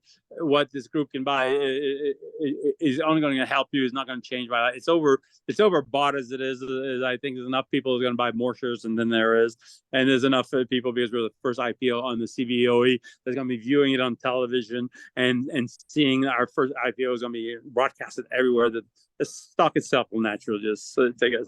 So again, I built this whole space to not sell anything, but now I'm just giving you an opportunity. I'm not trying to say how to do it, but I'm just responding on questions of if anybody wants to do it. Can't promise what it's going to do.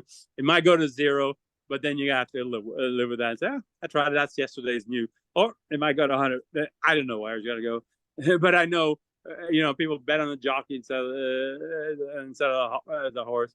I know I'm behind this company, so I know what I'm going to do with this company. So it's all up to you if you believe in what I'm going to do in this company or not, to be part of what I'm doing, because I'm excited about it. So anyway, what I thought about. So if you need an IPO at EV Mobility, I'll send you the information, send you the brokers, and then you guys can take it from there and decide on your own if this is something you want to do or not. Wow. Right. There's so much to be said about what you just shared with everybody here that I want all of you to grab onto. I want you to notice how, even though the obstacles there, and remember, we talked about this before, I want you to pay close attention to where all of Ramey's energy is, and it's all based in a belief. In other words, even though there's a freaking delay, it doesn't make a damn bit of difference. Why? Because it's here. It's here. Did you all feel that? I mean, it's incredible to see it in action and for it to be used. And that's what you've got to have for yourself when you're going through whatever you want to go, whatever you have to go through in order to get to where you want to go. I didn't hear a single thing out of you, Ramey, where it wasn't tied into looking for all the good. Where it wasn't tied into, where it was all actually tied into just, where's the benefit? What am I focused on? What is the outcome that I desire? And it's so amazing. And it's so interesting how it's just like, oh, yeah, it's a delay. I know it's not that you don't want it to happen sooner. You do.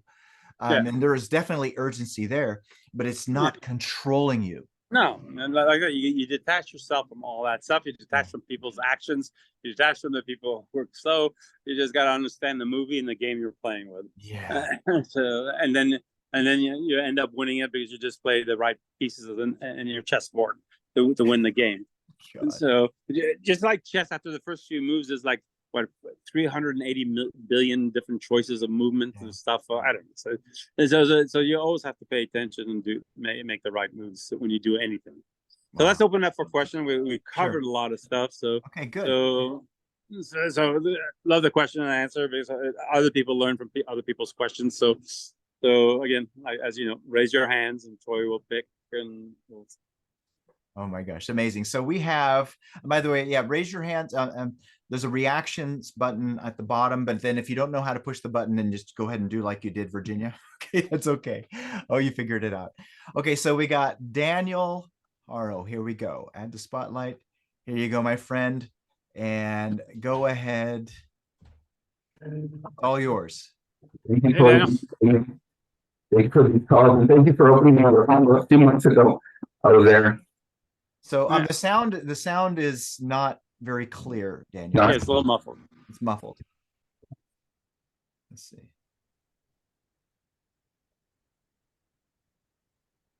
Hopefully it's a little better now. That's a little much better. Okay. So again, thank you guys for these Zoom calls. I really appreciate it. Thank you, Rami, for opening your home a few months ago. I was there. Yeah, I'm so glad you were there. Wasn't that the best time? I mean, it was none of it. I didn't know how it was going to go. We didn't plan anything, but it turned out to be 3 of the best days. I had such a blast. I hope you guys got a lot of it and had a blast too, and from all that. We definitely did. We definitely did. I want to ask you, what are the key insights or lessons that you got from Adnan Khashoggi to help you go from a multimillionaire to a billionaire? There's a lot of things, but the main thing that was really important is who you're surrounded with. Because before I thought about it, dreamt about it, thought I could do it, and I saw him on television. But being surrounded by him and all the other billionaires and heads of states around there, it made me believe it 100%. Because I saw it, touched it, felt it, and saw the billion-dollar transactions it was putting together. Flew in his jets, saw his 35 homes, his yacht. So it made me totally believe that the possibility. And as I was watching him, he was brilliant. He was a great man and stuff. But I realized that I was not trying to really elevate myself, that I am just as good. I could do and negotiate. And by the time 10, 15 years towards the end, he started letting me do the deals ourselves. When Russia's walls came down, he sent me a loan on a plane because he had 7 planes on a plane to open up Russia. It was an American businessman and open up the opportunities in Russia by myself because he was dealing with another project. So I've learned so much to become like him and learned and listened and understood how to build relationships. He taught me that. But the most valuable thing was being able to be in the middle of it, understand that the possibilities are endless and I could achieve this also. Because I met some of these world leaders that I out-negotiated and was so much better than them. It was so funny. I couldn't believe that he was the head of the state. I mean, I just spun circles around him and stuff. So it was a good lesson to understand that the kind of person you can be, you're in the middle of it. Because I'm sure you've seen movies by politicians and stuff. None of these people are better than you are. They just got in that position.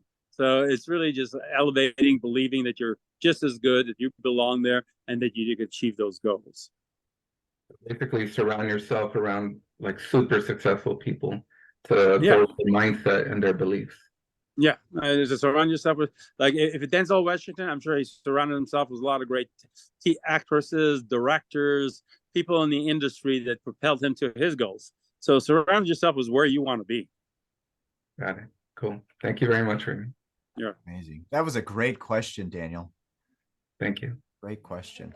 So Virginia, you had your hand raised manually, right, earlier.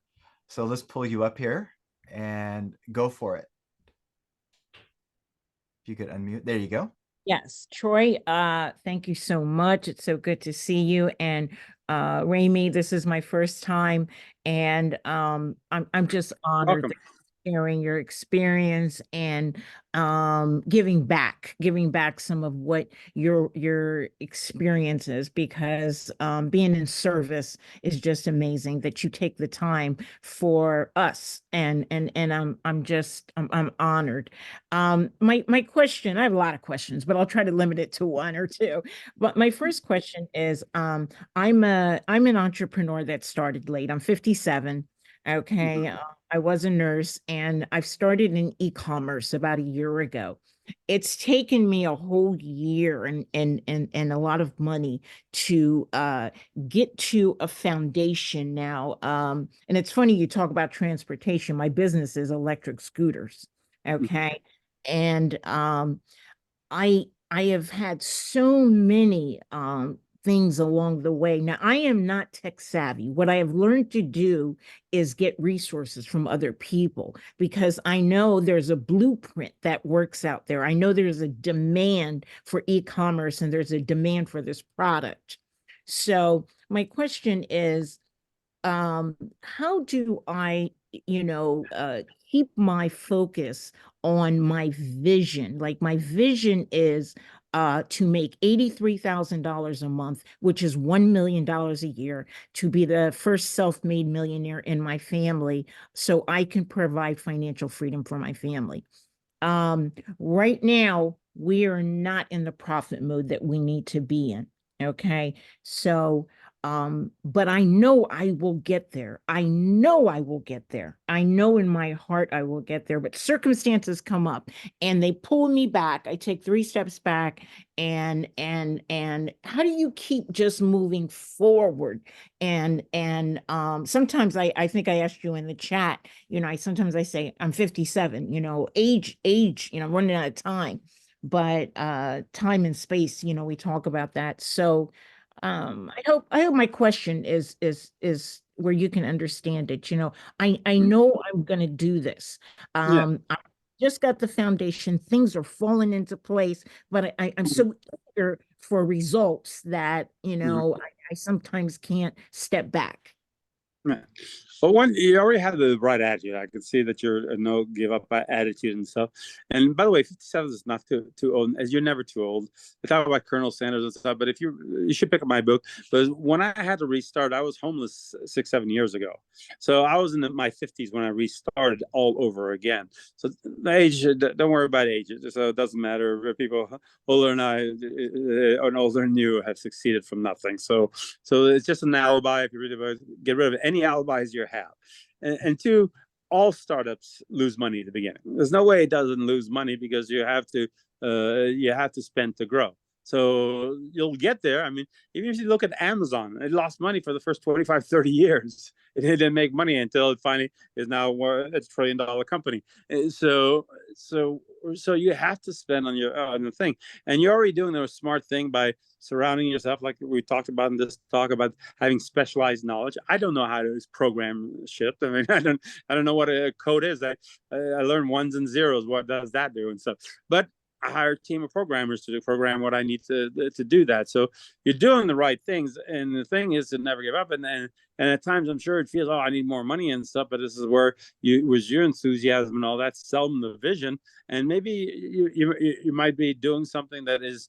And you also got to look at times to shift. Also, maybe the direction you're going is not exactly the direction that's going to get you to success and all. Because I'm in the EV space, I understand the scooters, and Lime was around, and a bunch of others were around. Some failed, some stayed. There's areas that does work, some areas doesn't work. If you're in Santa Monica or it works, but if you're in areas where it's too rural, it doesn't work. So you really have to step back, look at the business, see if you have the best strategy, if you need to shift, and you can get there. And you believing 100% that you can make $83,000 a month is a really good thing, because you're believing it, so you'll get there. Making $1 million a year is a very possible thing. People tell me people do that, so you can do that. So believing in it, going after it, not leaving that go, and keep on chasing it. And if you have to shift a little bit sometimes to achieve that, you'll achieve that. But you'll get there. So you're not too old. And a good thing also is to put a time limit also, because it really helps to have a time limit. With the Think and Grow Rich says, have your goals, set your time, and say you're going to achieve it by when. So you can say, okay, and it forces you to make things happen. So if you say, in 1 year, I'll be making $83,000 a month. So Okay. your mind will work harder to figure out how you're going to get there in 1 year. And Okay. so add that to that. Give yourself a time limit when you're going to achieve it, and then be open to it. Just know you don't know everything. Look at the different options. Think about it most of the time. Be passionate. Build that burning desire, which you already have, but even more so the universe opens up and shows you the opportunity, and you take every opportunity that comes by, because you don't know what will be the thing that actually will launch what you need to launch to move forward. So, Wow. Thank you. but you're already more than halfway there. But pick up my book, or Think and Grow Rich, or whatever. I think it'll help you a lot by reading about a lot of these other principles that goes along. But welcome. I'm glad that this is your first time, and I'm glad you're here, because I think you'll benefit a lot. And there's a lot of videos on YouTube or Win with Ramey that you could take a look. And we went through every chapter, so even if you don't have this, you could just listen to it in your car as you're driving, or you take a couple hours or an hour of your day to listen to some of it, and you'll get it's so much information that you'll have to repeat a lot. It'll get you a lot there, because I can see your mind is open to it. You have your goals, you have a direction. You're not that far from it. Don't be like the guy with 3 feet from goal and stops 3 feet before you achieve your success. So, You made my day. Thank you so much. God bless you. you're Thank you. welcome. You too. What a great question. So good. Okay, so we have Cher. Cher, can you turn your camera on so we can pull you up on stage? Cher Wealthstorm. Okay, so what we'll do is, okay, so Cher, when you get your camera on, we'll pull you up here. Let's go with Nigel. Here we go. Hello, good How evening. you doing, Nigel? Hello, Nigel. thanks for the invite by William, Elaine, and Delroy invited me. I've read Think and Grow Rich twice now. I just wondered what. Obviously, you've read other books, I presume, Ramey. Why? We know it's a brilliant book, but were there any other ones that you thought you might write about, or is it you just totally focused on Think and Grow Rich? But for what I want to achieve in life, Think and Grow Rich, it was written 100 years ago. Every other book after that was basically copying Think and Grow Rich. Yeah. I don't think you'll find anything new in those books that's not in Think and Grow Rich. So for other things, for other enlightenments and growth and stuff, I did read Running from Safety, but that's for a whole different level I wanted to reach. But Think and Grow Rich, the principle is the same for thousands of years. It had all the principles. So I tried reading other things. I listened to Tony Robbins for a little bit, but I was repeating the exact same thing. Just the way, as you saw, we were presenting things. All these posts kind of repeats itself, basically saying in a different way. So Think and Grow is just plenty. My book is just basically the same thing, but it gives you examples, real life examples. The difference between my book is Think and Grow. Napoleon Hill interviewed all these people to get his principles down. But I lived his principles and applied them, and so I show how I applied those principles, and then and so I show my success of how I did it, and it kind of just gives you proof that those principles work. So that's the added thing. So having both books hand in hand is great. But if you don't want to buy my book, Think and Grow Rich is plenty. There's enough principles. As long you don't need to just read it, you have to study it, because every line. Yeah. I've read it hundreds of times, and every time I pick it up, I pick up something new, because you won't be ready for the information until you're ready for that information. So when you're ready for it, something will pop up, and you'll have an aha moment. Oh yeah, I should. Oh yeah, this does mean something important. Yeah, I know. I read it myself, and then I read it in a book club, and working with others, I got more from it.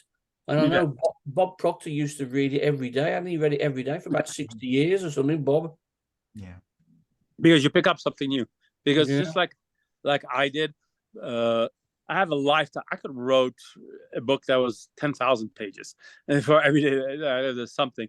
And Napoleon Hill wrote a 16-volume novel books. So 16 books for the principles, and he saw it didn't sell. Nobody wanted to work that hard, so he condensed 16 volumes into one short book. But he made every sentence so powerful that every word means something. So you have to study every sentence. You have to learn. That's another book that he read. But all that is really. I read this once. I'm about to study this in a book club as well. I've read it once. Yeah, so but you'll see at the end it's about the same principles of Think and Grow Rich. So it's really important that every line, every sentence, just like in my book, I chose. It took me a year to write that book. And and I had help with the grammar and all that from an English professor to make sure the book is a book. But I made sure that I chose every word and everything I was saying that would be as powerful as it can be. And like that's why when we read those chapters on those videos, it's not lasted 3-4 hours, and that was just reading a chapter. But you could spend hours on every sentence and analyzing it and studying it. So reading is not enough. And then Troy said it, and you knew to it's really studying it. Because I get to say, oh, your book was such an easy read. I read it in 2 hours. Yeah, that's great. But, you got that's a highlight, but there's so much information. You need to study it and read it over and over and over until it becomes right back to habit, to the way you think, change the way your mindset is. It's to be second nature to everything you do is the way you think. And that's from studying and making it a habit. Yeah. I'd like to piggyback off of this, Nigel, real quick. Nigel? Sorry. I'd like to piggyback off of this with regards to Think and Grow Rich and then Ramey's book. I'm not downplaying the importance of Napoleon Hill's book because it's fantastic. Having said this, for me personally, this was more valuable because it showed through experience the implementation of the material. And so when I go through it, and I highly recommend that, as you do go through it, that you just try to put yourself in his shoes, just thinking about how he's thinking. Because, it's like through the stories, it's one thing to say things like about, oh, this person does that, that person does that, versus this is what I did, and this is how I went through it, and this is how I was thinking. See, it's much different. So I highly recommend that, by all means, the use of this is amazing. It's incredible. Brilliant. Thank you very much, guys. It's been a lovely evening. Awesome. Thank you. All right. So now Cher's back on camera. Fantastic. Let's pull you up here. Here we go. Hey guys. Hi. Hey, how are you? It's Sherry, actually. Oh, Sherry. Okay. Yeah, so I've read the book a few times. Like I go back and forth when I need to remember certain things. I'm 38. I just turned 38, and I'm like, before 40, this is my plan. And now that it's getting closer, and I'm listening to you guys, like, okay, time doesn't matter as long as my goals are met. So my question is, how do you find the people to surround yourself with? Because the people that I grew up with, I love them, but they're not in the same mindset as me. And so they don't understand. I feel like Noah sometimes, like I'm building this boat that everyone is like, it's a drought. What are you building a boat for? And I'm like, this is the kind of, thing that I know is going to happen. I have ideas almost every day that I feel like is going to be the one, but I'm underfunded. And the people around me are underfunded as well. I remember in your book, you said that you went broke and then one of your friends gave you 10K and then you were able to flip it. And I don't have friends that have 10K. So like, how do I find these type of friends or like people that are in the same mindset? I mean, this group was really great, but like, even online, we're not really like a cohesive unit to where I'd be like, oh, these are my wealthy friends and I know birds of a feather flock together. So if I'm around people with this type of mindset, that's where I'll stay. And I definitely don't want to. I have business plans and everything, but without the funding, it's kind of hard to show people what my brain knows is going to happen. Yeah, well, money is plentiful. There's trillions and trillions of dollars flow every single day, and so many people have so much money, and so finding money is not an issue. You just have to leave where you're at. I mean, I don't know. You ever see the movie Forrest Gump? You just go and you say yes to everything. Or like the movie Yes Man. Also, the opportunities will present themselves. If you go out there and you open to it and you think about it in the universe and you just go out, things will happen. You just keep on following things until you stumble on that.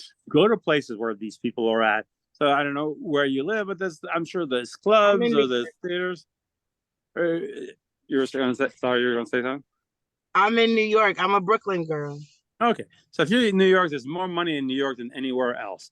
I mean, there's go into Manhattan, hang out where the big rich people go to Rockefeller, go to where bankers are, go to Wall Street. That's the question. What? Where are they? That was the question. Where are these people? They're everywhere, but I'm just saying, especially if you're in New York, there's more millionaires in New York than anywhere else in the country. I mean, just go to Manhattan and hang out at the little the restaurants or delis near Wall Street. I mean, you're running to people, be friendly, talk to people. There's so much in New York, so you just have to say, okay, I'm leaving this behind. I'm not going to think about it, and just go and just surround yourself. And they're there, and just listening to them, being around them, feeling their energy is different than the energy you have, and your mind will open up to do those things. So it's really you just need to just leave where you're at, because you're surrounded. Now you feel like you're stuck in this rut, and until you get up and go, just like in the movie Yes Man, he was stuck as a banker. Go nowhere a job, and he went to the seminar, and he had to say yes to every opportunity. Didn't matter what it was. If it was go learn how to fly a plane, go do this and do that, and he changed his whole life and met the woman he loved and everything else, and got promoted just because he said yes to everything. So you just got to get out of where you're at and just take a chance. You're now just stuck in comfort into a negative environment, so you just got to get out of your comfort zone, change your habits, and go where they're at. There's a ton in New York. Just take a drive and stay there. I have a suggestion, Cher, to Yes. help you to see them, because it's just exactly what Ramey said, because they're everywhere. They're all around you. The only reason why you're not seeing them is because of how you're thinking. Okay. So my suggestion is absorb this, make how Ramey thinks part of your automaticness, what your beliefs and habits are, and it'll start happening with you. You'll start seeing them everywhere. And they're actually going to be drawn to you. Just rewatch this, re-listen to it, make how he thinks the way you think. And I promise you're going to see them and you're going to go, oh my gosh, they're literally everywhere. Have you ever seen that movie, Them, where they put the glasses on, right? Okay. That's exactly what's going to happen to you, but you're only going to be able to see them if you think that way. Okay. Okay. So make Ramey's mindset yours, and you'll see it. And by the way, you've already attracted those people. Look at the room you're in right now. Yes, I see. I love y'all. Okay. Awesome. Oh my gosh, that was beautiful. All right. So we have Aaroneth. Can you put your camera on? Here we go. Hold on a second. Let me switch this over. Oh, there you are.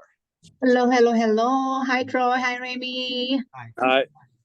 Hi. Well, I'm reading your book again. I'm in chapter 2. Oh, great. I don't know. There's always something new that I found. So I always stays in chapter 2 until it become automatic to me. Yeah. So my question with you, I just stumbled on this news earlier last week when I attended a summit regarding about Elon Musk creating this Pi phone that is connected to the satellite. What do you think about that, Remy? Well, I know that his iPhone Tesla, yeah. Well, I don't know if he's going to build the phone itself, but he is creating a much superior network of communication, the Skynet. It's called Skynet, and it has better satellites, better orbit, better quality, and it's going to be so much cheaper. And that's what he helped the people down in Croatia is supplying him with links to the internet and stuff like that. So I know even on my plane, I'm planning to switch my GoGo system to the Skynet system because it's much better all around the world and it's cheaper and everything else. So I know what he's building is superior than everybody else. So that Skynet is really another thing that he's accomplishing, and it helps that he has SpaceX because he's able to launch these satellites in a very frequent basis and build a network that nobody else has. Oh, I thought it's a Pi iPhone Tesla. That's what I heard. No, somebody advertising. I don't think he wants to build an iPhone, but he's just building the network to make everything work better. And it's cheaper too, right? Yeah, it's going to be cheaper. He makes everything cheaper now. Oh, okay. I just really want to know your thoughts about it. So it's good that you will be using it. Yeah. Yeah. Well, that's my question for today. Thank you so much. You're welcome. Awesome. Okay, so we have 3 more up, by the way, Remy. We have Kahil, Dana, and then Zakia. Okay. Well, and those all 3. All right. Perfect. So here we go. We're going to go Cahill, can you put your camera on? There we go. There you go. Oh, let me get outside. Hold on. Right. So I'm in like a pop-up. I'm listening. I've been traveling. I'm doing things in live emotion. I'm sharing. I'm telling everybody about you to, you know, like join us. So like, it's like a party right now. Sorry. Hey, you Yeah, always make yeah. it, so Yeah, your mind yeah. in the right place. Absolutely. So I just got, because of the energy of the event and meeting you and like connecting with a lot of people, always hopping on with Troy every morning, you know, it's so good. We sing at the end, like at least I'm singing in my car when I'm driving to work. But I connected with a few people that are creating a fund of funds, and they're legit. They have all the different things, but they're saying that the buy-in to set yourself up a fund. They're creating 15 funds. They're going to buy real estate at cost, which is crazy. They say they're going to be, you know, rival BlackRock and all these other things. I don't know, but they're in alignment with what I want to do to create a fund to help people get into business and entrepreneurialism and all the good things, and structure it so that way the money keeps flowing, just like you did with the Series A, with everybody coming to the house and all that great stuff. So my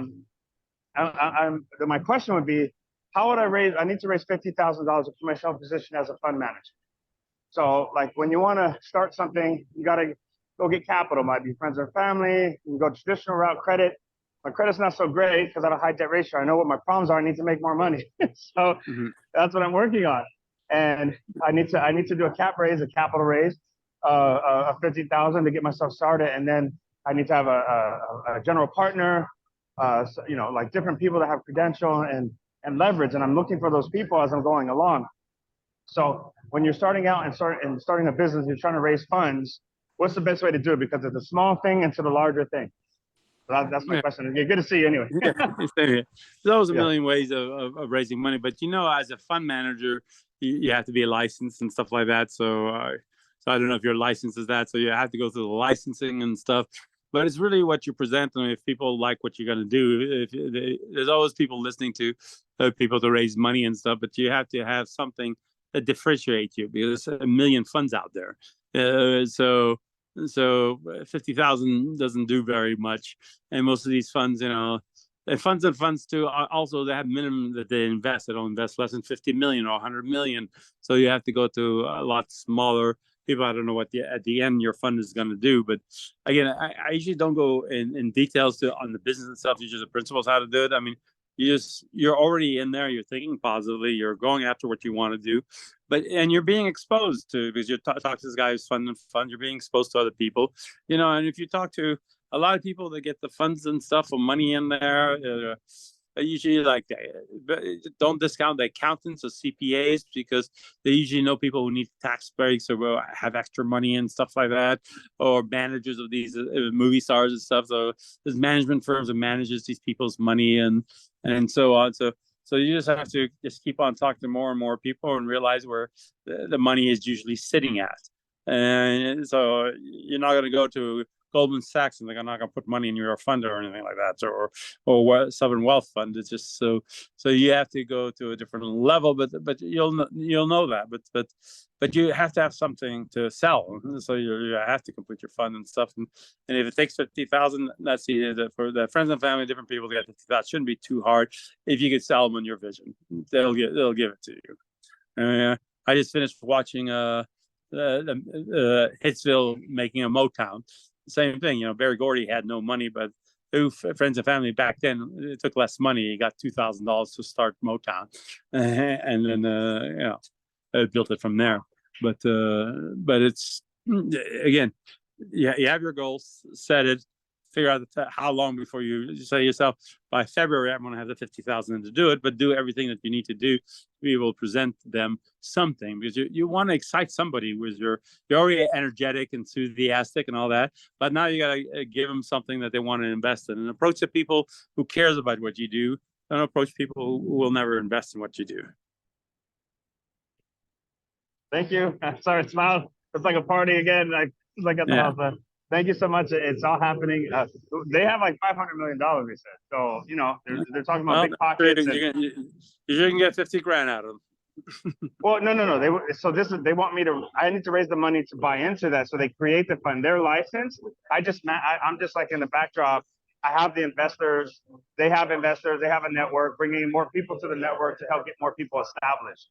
So my focus is to get people create entity. I've been looking at private trust. I've been looking at nonprofits. I've been talking to someone who's been doing this for 50 years. So I have my general partners, the people that are very well experienced, and so I have all the key players in place. It's just I'm trying to get myself like a bridge loan or something that can reduce my ratio, so I can get more access to business capital, then buy myself in, and then it's a win-win, because then I have another people that do passive income opportunities and vetted things that people are already doing. So it's a whole structure. I mean, that's what part of my plan. So Yeah. Well, you're thinking about it most of the time. I know you'll all the figure it out. time, every waking moment. You'll Even when I'm figure it out. sleeping. The opportunities will come there, and you'll figure it out. Absolutely. Thank you so much, man. Good to You're see welcome. you. Thank you. Same here.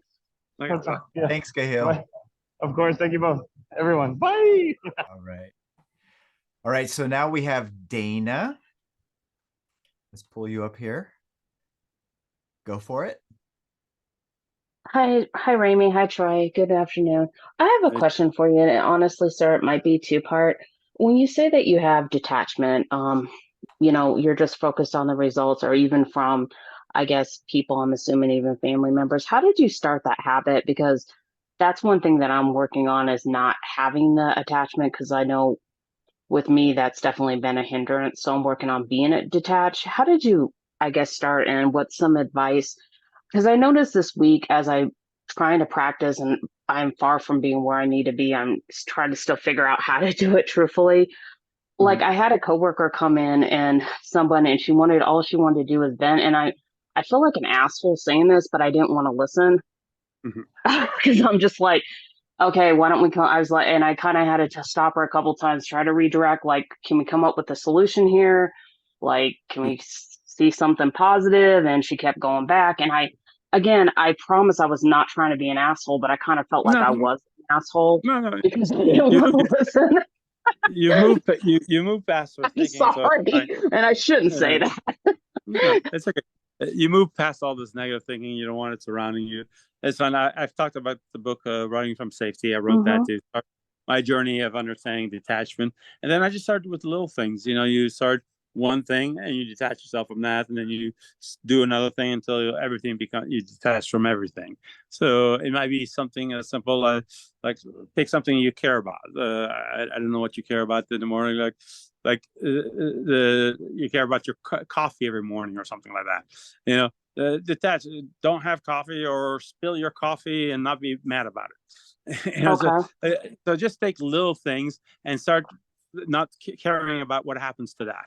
And eventually you'll build to where you don't care about anything, and it frees you up to get rid of all the fears, frees you up from to care more about things that really are important, things like that. But if you're so tied to things, it's more based out of fear of losing, or fears things. But just let go of small things, and then you just add something new as soon as you let go of that, or something like, think of maybe a favorite dress that you have. Look at it, actually throw it away. And don't care about it. You just have to take one step at a time to where you start not caring about the thing, and see, when you throw away that dress, you didn't miss it that much. It didn't change your life very much. I'm just giving you that. It doesn't have to be your, but I'm just giving you some things that you just take little things and slowly detach, and then you'll find you could start applying it to bigger things in your whole life. Because I remember you saying during it that, you don't worry about your wife, leaving or anything like that. You don't worry about, business associates, family members kind of walking away and stuff. And even though you love them, you care about them. I'm like, I wonder how he does that, because I found with me, I was too attached. So I'm definitely working on not being so attached and worried about it.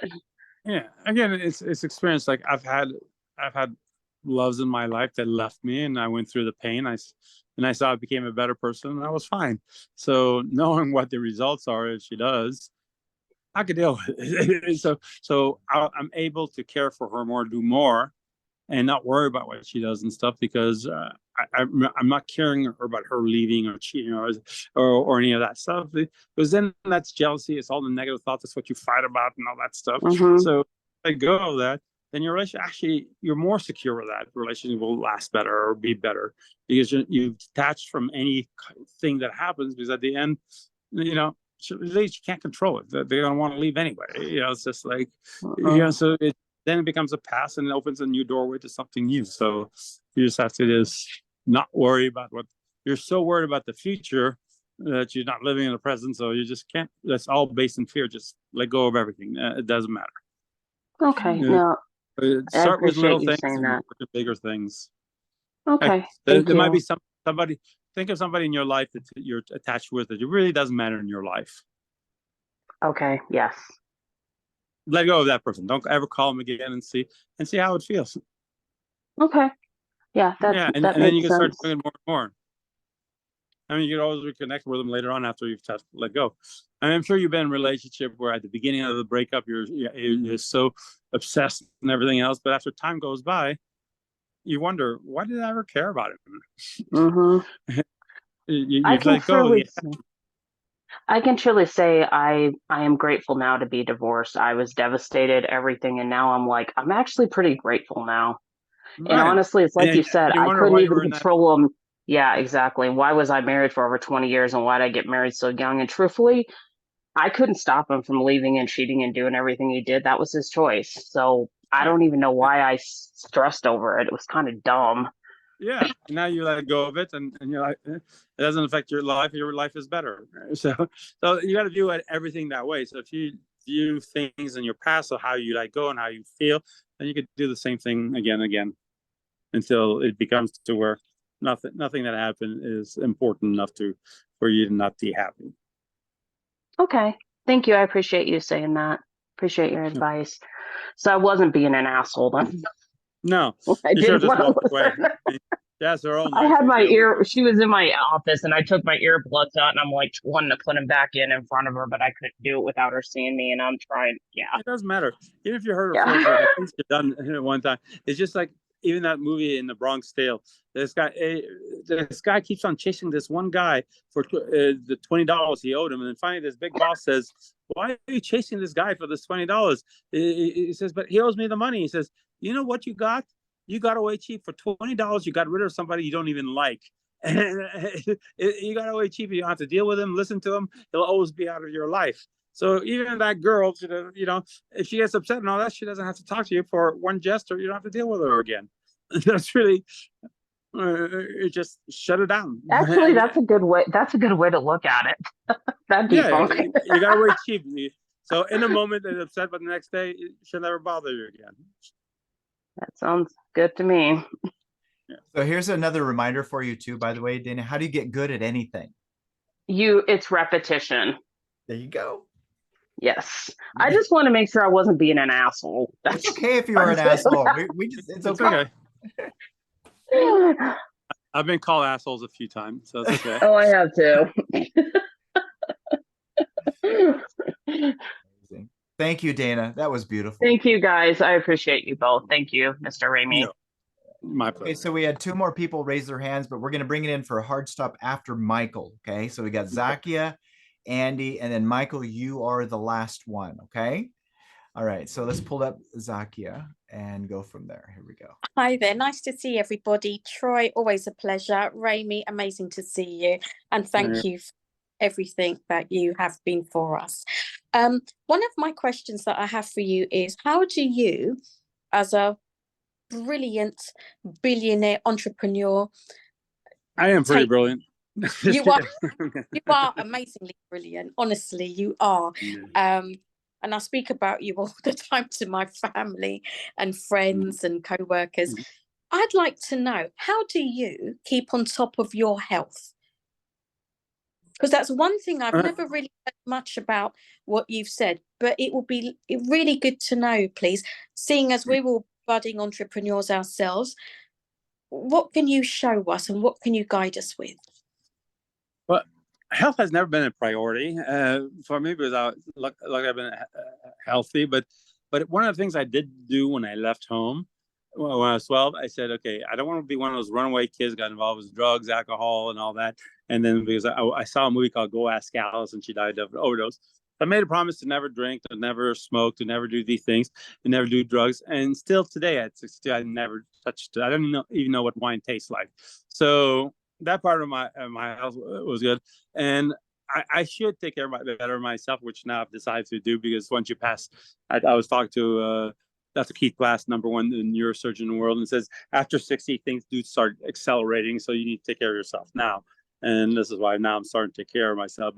But I think one of the biggest things why people get cancer and a lot of stuff, that's why I feel I've been pretty healthy, is the way you think. Negative thoughts will create cancer, will create a lot of negative things in your body or your illness and all that, because remember the example we were talking about how thoughts turn that water into something else. So the way you think will affect how your body is. So it was so funny. You asked that. It's 2 weeks ago. I went to Cedars-Sinai to take this whole checkup and everything else. I haven't done it for years and all that. And I found that everything in me was just perfect. And I even went to, my back was hurting a bit. I went to to UCLA that did a whole MRI in my spine. And he says, you have the spine of a 20-year-old, and I attributed more to the way I've been thinking all my life. I think so positively. I don't let negative thoughts in, so I don't get sick. I have really strong immune. Even when COVID came, I never took a vaccine. I thought I was kind of stupid and stuff like that, and sailed through it with no problem. I just thought it was whatever the media is. So I think that the losing weight now is important, because now it's a go. But I was just as healthy, being heavier and everything. But now it's fun to see. Now I made it a goal, and it's fun to get on the scale every couple of days and stuff, and say, oh, a couple more pounds. That's great. And then it actually changes the way you're thinking. Even though those shots help, I think once a week that Manjaro, but it makes you think about it. So now I'm like, when I eat a burger, I don't eat the bun with it. I just start changing, because now it's part of my thought process is now the weight loss. So that's why I'm very confident I'll be 100 pounds less, because I gave my goal to go 8 months. 100 pounds. I'm multiplying it down. So, and I think I'll even beat that. I'll probably make it in 6 months or less, the way it's going. So health-wise, change the way you're thinking. People have cured themselves by thinking that they're healthy and stuff. You've seen people, and they call it a miracle and stuff.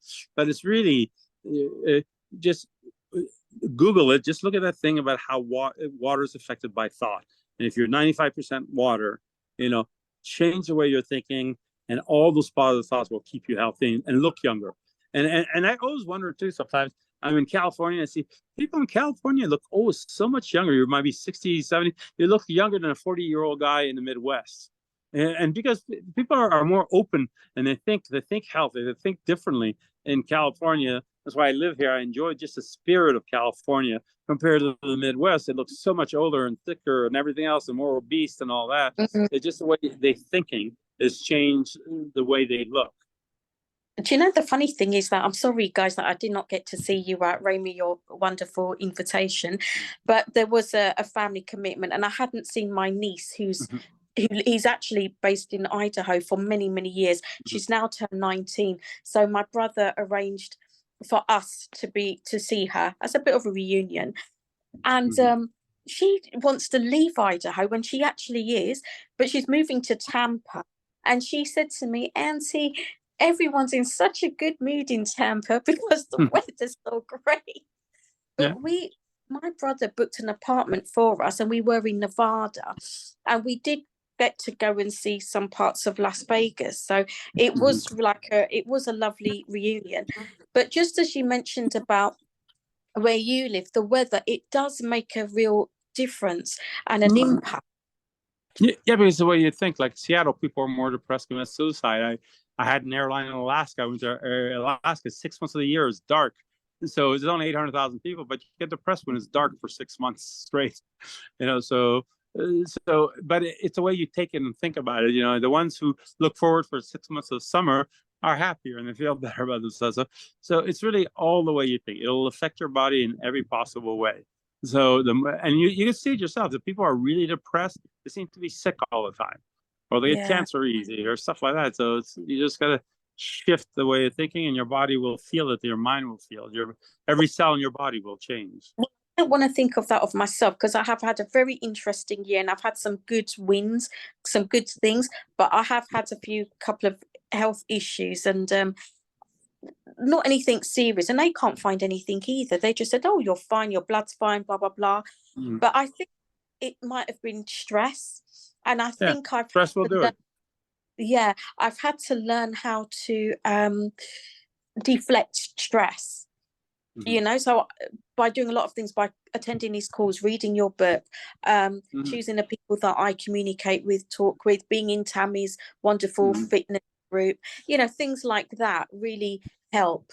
So just positive thing, not only positive thing, but just deep down believing and being happy will change. Get rid of stress, get rid of all the negative stuff around you, and I think it takes care of itself. I mean, eventually you get older, you will get sick and stuff, but you could fend off a lot by just the way you think. No, it's lovely, Rami. Thank you so much. I'm not a doctor, so don't sue me for doctor's advice. I think that's all you have to do to cure cancer. $1 billion that how you deal with it, but I'm really grateful for that. Thank you so much. You are. Thank you. Awesome. You are. Thank you, Zakia. Thank you, Troy. All right, so now we got Andy. Go for it. Hey, Remy, can you hear me? Yes. Yeah, I can hear you. Let me see. Nice to see you too, Remy. It's been a while. Hey, Eddie. If I have a question, so I'm making like cold calls, right? And like, when I get a negative feedback on a phone call, how do you not let it get to you? Like, you just don't. Just know every no, you will get no's. Expect a no. There's no way you're not going to get no on a cold call. Period. If you expect you're going to get a yes every time, then you're just fooling yourself. So just know it's just part of it. And no is just a word, doesn't mean anything, you know, but you can get to a yes and you just, you know, perfect your pitch so you get less no's and stuff. But there's always a yes behind every no. I've noticed that. So you just have to do more listening to that person if they allow you to, if they do talk, and then they then you'll start mirroring what they want, and then you start telling them what they want to hear, and then those become more yeses than nos. But a no is just I can't even count the amount of no's I've had in my life. It's got to be in the billions. I mean, I've had definitely a lot more than yeses. So no doesn't matter. You're in that business now. You've decided to be cold call. You're gonna get a no. There's no way you're not gonna get a no. Show me any cold caller that got a yes every time. It doesn't happen. It's just how you handle it. I laugh about it and stuff like that. I mean, I changed some things on people's calls and stuff. Like I remember when I had a rideshare rental. That was the company that took public, all that. And what we were trying to do is get customers, people who are underserved, you know, rent cars to drive for Uber and Lyft. So there'd be a lot of calling. You know, these people would say, "Oh, the benefit is, you know, you can work for, you can rent this car is cheaper than anywhere else. You can make money with Uber and stuff like that." And then I saw the Simon Sinek video, and I just changed their pitch at the beginning, and they got a lot more yeses. And the only thing they had to change is, you know, and it was the same line that they used in that Simon Sinek video was, "Are you the kind of person that like to have control of everything that happens in your life, that you want to work when you want to? Are you the kind of person that like to be able to make as much money as you want to?" You know, you ask them questions and they're going to say, yeah. So and it was an example Simon Sinek did about TiVo and why it didn't sell. So if you approach it in a different way, your yeses will actually, if you get them first to say yes to some things, they'll get them to happen to say yes. But what do I have something for you? You can work any hours you want. You could have a car you take your family in. You could do this and this and that, and you know, and you can make money at the same time. So it's again a different approach. You learn from your no's how to shift to get to more yeses, but don't ever expect and not a no. Still, they got 70% no's. But they closed 30% of the people that talked, so we had more people than we need. So, okay, yeah, because there's some calls where I had people yell at me and like test me out. Doesn't matter. Usually, if somebody yells at you, it's their problem. They're having issues in life. They're not happy. Their wife they were just in an argument. It's not about you. It doesn't matter. They just ignore it, brush it off. You don't know them. You don't talk to them again. It doesn't matter. Well, let them yell. It's your problem. Bye. Okay. Next. And Thank just you, keep your sir. May I have attitude. another. Yeah. Exactly. Damn. Okay, cool. That helps so much. You're an inspiration to me, Raimi, Troy. You guys have you guys have changed my life, and I'm really I'm glad. to have you guys in my life and being able to listen to you guys' advice. I'm just thankful. Great. My pleasure. Thank you. Now go use it. Yep, definitely. Thank you, Andy. Okay, so we got one more, Michael Wheeler. Yeah. There we go, my friend. How you doing, Raymond? It's good to see Hey, you. Michael. How are you? It's good to Great. see you. Appreciate your time. Yeah. I've Appreciate two- you. Thanks for Yeah. stepping up and everything with the mobility. Thanks for showing your trust. Yeah, thank you. I've got two challenges, and Uh-huh. one, I've been working in a lot of really big real estate deals. I've got Right. several like 1.6 billion and 1.3 billion in Miami. I had a $22 billion project that I was working on recently with the big casinos and hotels. And recently I had like somebody offer me a 1031 exchange. They're looking for some real estate. But my main problem in this real estate transaction right now is I'm having trouble getting the people who have the money that want to buy something to give me a bio or a LOI or some bit of tangible information that I can take to the seller that says, hey, we have somebody who's definitely interested, who wants to buy something, and here they are. I just got off the phone about 3 hours ago with somebody talking about 1031 exchanges. They have several $100 million. And I'm like, I need something tangible. What can you give me? And we had a good conversation for about 30, 40 minutes. They're like, well, my buyers, they don't want to disclose anything because they're afraid other people will kind of shop around or whatever. I'm like, I understand. Sellers are the same way. So, that's one of my main challenges. And then another one is I have a new technology solution that I've come into, and I've invested in over 300 new startups. But this one new technology, has a new pellet that you can take from the resin and put in any plastic manufacturing in the world, run this same product out, tweak the equipment a little bit through the same manufacturing equipment, and now comes out any form of the same material that was made, like if it was a plastic bag or a cell phone case or whatever. But this product now is not plastic at all, and it's 100% dissolvable in water based on 100-degree temperature. So what I'm finding is I've been trying to work with them and advise them and raise funds for them.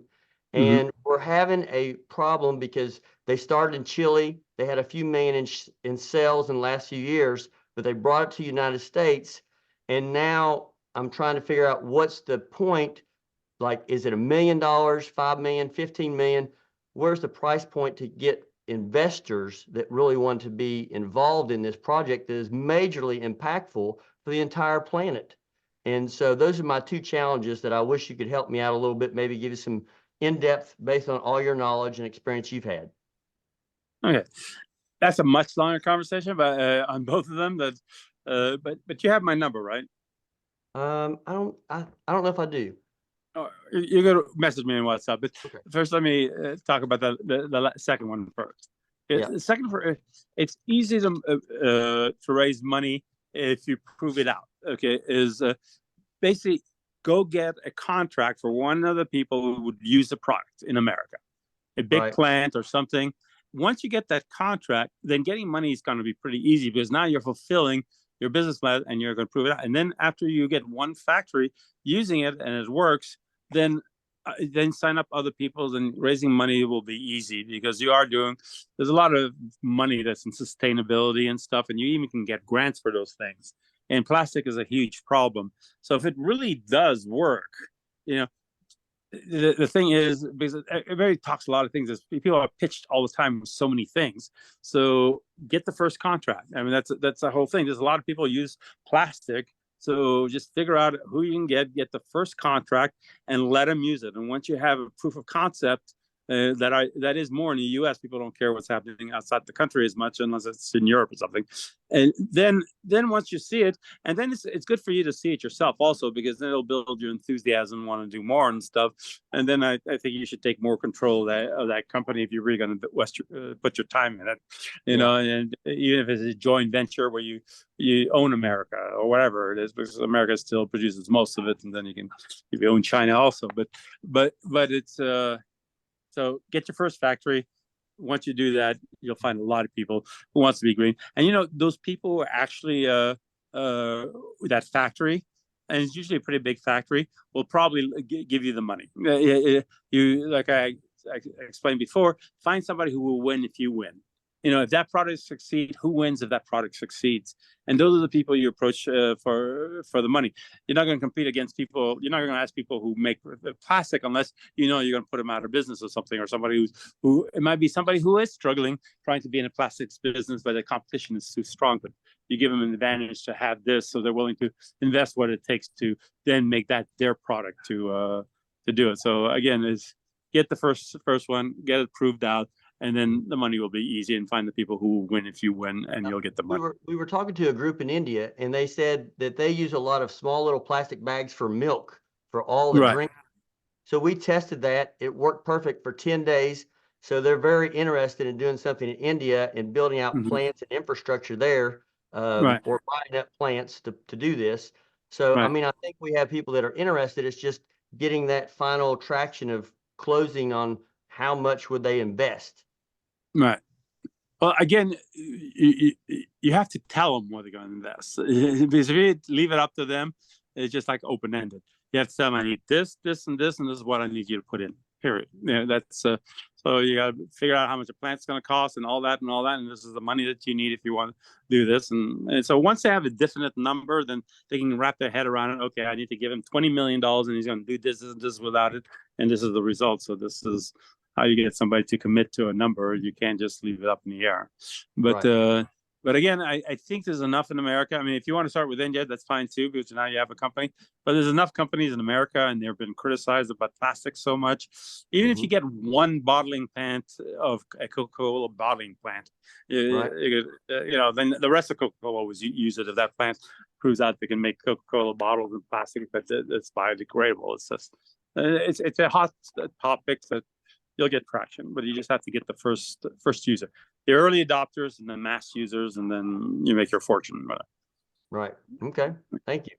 Yeah. On the second one about the real estate, I find a lot of times when people don't want to disclose stuff, they usually don't have any money. So 1031 exchanges should be simple enough. If they're going to exchange, they're exchanging for another asset, so they got to show the asset they're going to be exchanging for. Right. So if they're not going to show what property they have to exchange with that property, they might have that property. But again, I haven't done really. I don't focus as much in real estate. Don't do that much in 1031 exchanges. But right now, where I do see you're in real estate, you're doing some really big project, which is really great. But I don't know if I've been looking at this, and I have a huge project I want to do. Do you know anything about the opportunity zones? Yep. I think this is where you can get a lot of money and focus if you start focusing on some of these opportunity zones, because it's totally tax-free to keep it for 10 years. And if you exchange a property instead of making profit into an opportunity zone, you don't have to pay taxes on the property that you just sold. So you might look at that kind of twist, because that opportunity zone, it helps developers, and I see it here in Hollywood. It's a really big one. There's buildings going up every single day. There's like probably 40 buildings under construction right now because it's an opportunity zone. So there's a lot. It's fun specializing just in an opportunity zone for investing, just because of the tax savings. Changes your numbers and stuff like that too. But again, it's cap rate. Yeah, the cap rate changes completely and everything else. So, but again, all that is a much bigger discussion, I think, because now you have much bigger transaction. So if you IM me on there, we'll exchange numbers. You've already invested in EV mobility, so we'll have a discussion that's much more in depth. That's probably not. It'll bore the rest of this group because they're not into real estate right now. Sure, I appreciate it. But I'll definitely can help you with that. You've been really good and showed your support. So I definitely want to support you in what you're doing. Thank you very much. Appreciate it. That was My pleasure. awesome, Talk to you Michael. soon. Fantastic. Absolutely amazing. So let me go ahead and switch this over here. And that was such a great question. And I love, Rami, how you were connected with what he was talking about. It's very clear that you wanted to help him out, and that's fantastic. And so definitely connect. My gosh, Rami, this has been amazing. Yeah, no, it's a good call. We've been on there. This is the end of the year. I'm glad we've been on here for like, I think, 2.5 hours. This is good. And I want everybody hopefully go and feel better headed towards this new year and start this whole year was the new year was a whole different perspective on life and start fresh. If it takes you right now, just forget everything that ever happened as of today. Yesterday does not exist. You were just born today. Everything that happened to somebody else. It's gone. You can't change it. You can't get it back. It's done. So don't waste your time with the past at all. And assess your assets, which your number one is your attitude. So if you need to develop that first, and then that'll be 90% of your assets. And then the rest of your assets are what you have. And start from today with what you have. And what you have is a lot more than what most people have had when they built the millions that they have today. So you're approaching it with a different attitude. You're not approaching it with a victim attitude that, well, all these bad things happened to me and I have so much less than I had before. I lost all this money, I lost my job, I lost the fat. It's done. It's over. It's there's something good that's going to come out of it. So just start fresh as of right now and read all these posts and go online, read those posts. And there's a lot of people who haven't bought the book too, buy the book or do whatever it is, look at the videos and just really, just as Troy always says, don't do what I do. Just think the way I think. That's what I'm trying to convey. Start thinking the way I think, and you'll see how your life changes. Start thinking the way other people think. Think of how Elon Musk thinks. I've seen now probably 50 interviews with Elon Musk, and the last one I loved. I don't know. Have you seen the last one that made a lot of news? Which one was that? This is the one that he went on there and Disney decided not to advertise. Oh, yeah. Go fuck yourself. Yeah, he just said, go fuck yourself. I don't care. Don't buy advertising. That was one of the best things ever. I know. It said, fuck you. Don't advertise. You're not going to bribe me with money. He says you're going to blackmail me with money. Keep it. Don't fuck yourself. Don't advertise. I shared that with so many people. So it's basically his attitude. Same. Everybody should say, I know the thing. Go fuck you. The rest of the world, fuck yourself. I'm going to do what I want. You criticize about how I'm going to fuck you. I'm doing it the way I want because I know better. So you didn't like what I say, fuck yourself. It's okay. It slipped out. He sends him 30,000 tweets. He apologized. He said, probably this is worst tweet. You're going to make a big deal out of it? Fuck yourself. He makes so many good tweets. One bad tweet, they're going to want to pull the advertising. It's the same thing. So the attitude of the people who are myself or Warren Buffett, you see him stress. You see him all his calls and he talks about his investment. He doesn't stress at all. He lives a great life, simple life, and everything else. He enjoys his life. He doesn't stress about his investments. He's never sold a stock when the market crashes up and down. He held and held and held. And now each share is worth, I have no idea now, is it $400,000 a share? So every person who's ever invested in him from the beginning when it was $2 a share, he's made more millionaires and billionaires than anybody else because he rides it out. He doesn't let anybody affect what his decisions are. He buys it, he believes in it, he sticks with it forever. And he even says, what am I going to do? If I'm going to sell something, he says, I'm going to have to pay 30% taxes. So it's meaning anything I buy has to go up 30% before it gets to where I was just at. So he has a logic in the way he's thinking, and he just holds. So it's really, you got to look at these people, how they think, how they feel. Do you think he's afraid or upset, or even Carl Icahn, of any stock transaction he lost money on? Not one little bit. Though his winners outweighs his losses by a lot and doesn't think about it one little bit. He said, okay, it was done. It's over. Done. Boom. You think Carl Icahn is lamenting over Blockbuster that he lost? He controlled Blockbuster and that company went bankrupt? Yeah. No, you know what he did? He bought tons of Netflix stock and made $6 billion on Netflix. So just moving forward. The competitor killed him. He decided, I'll buy the competitor. Let it go.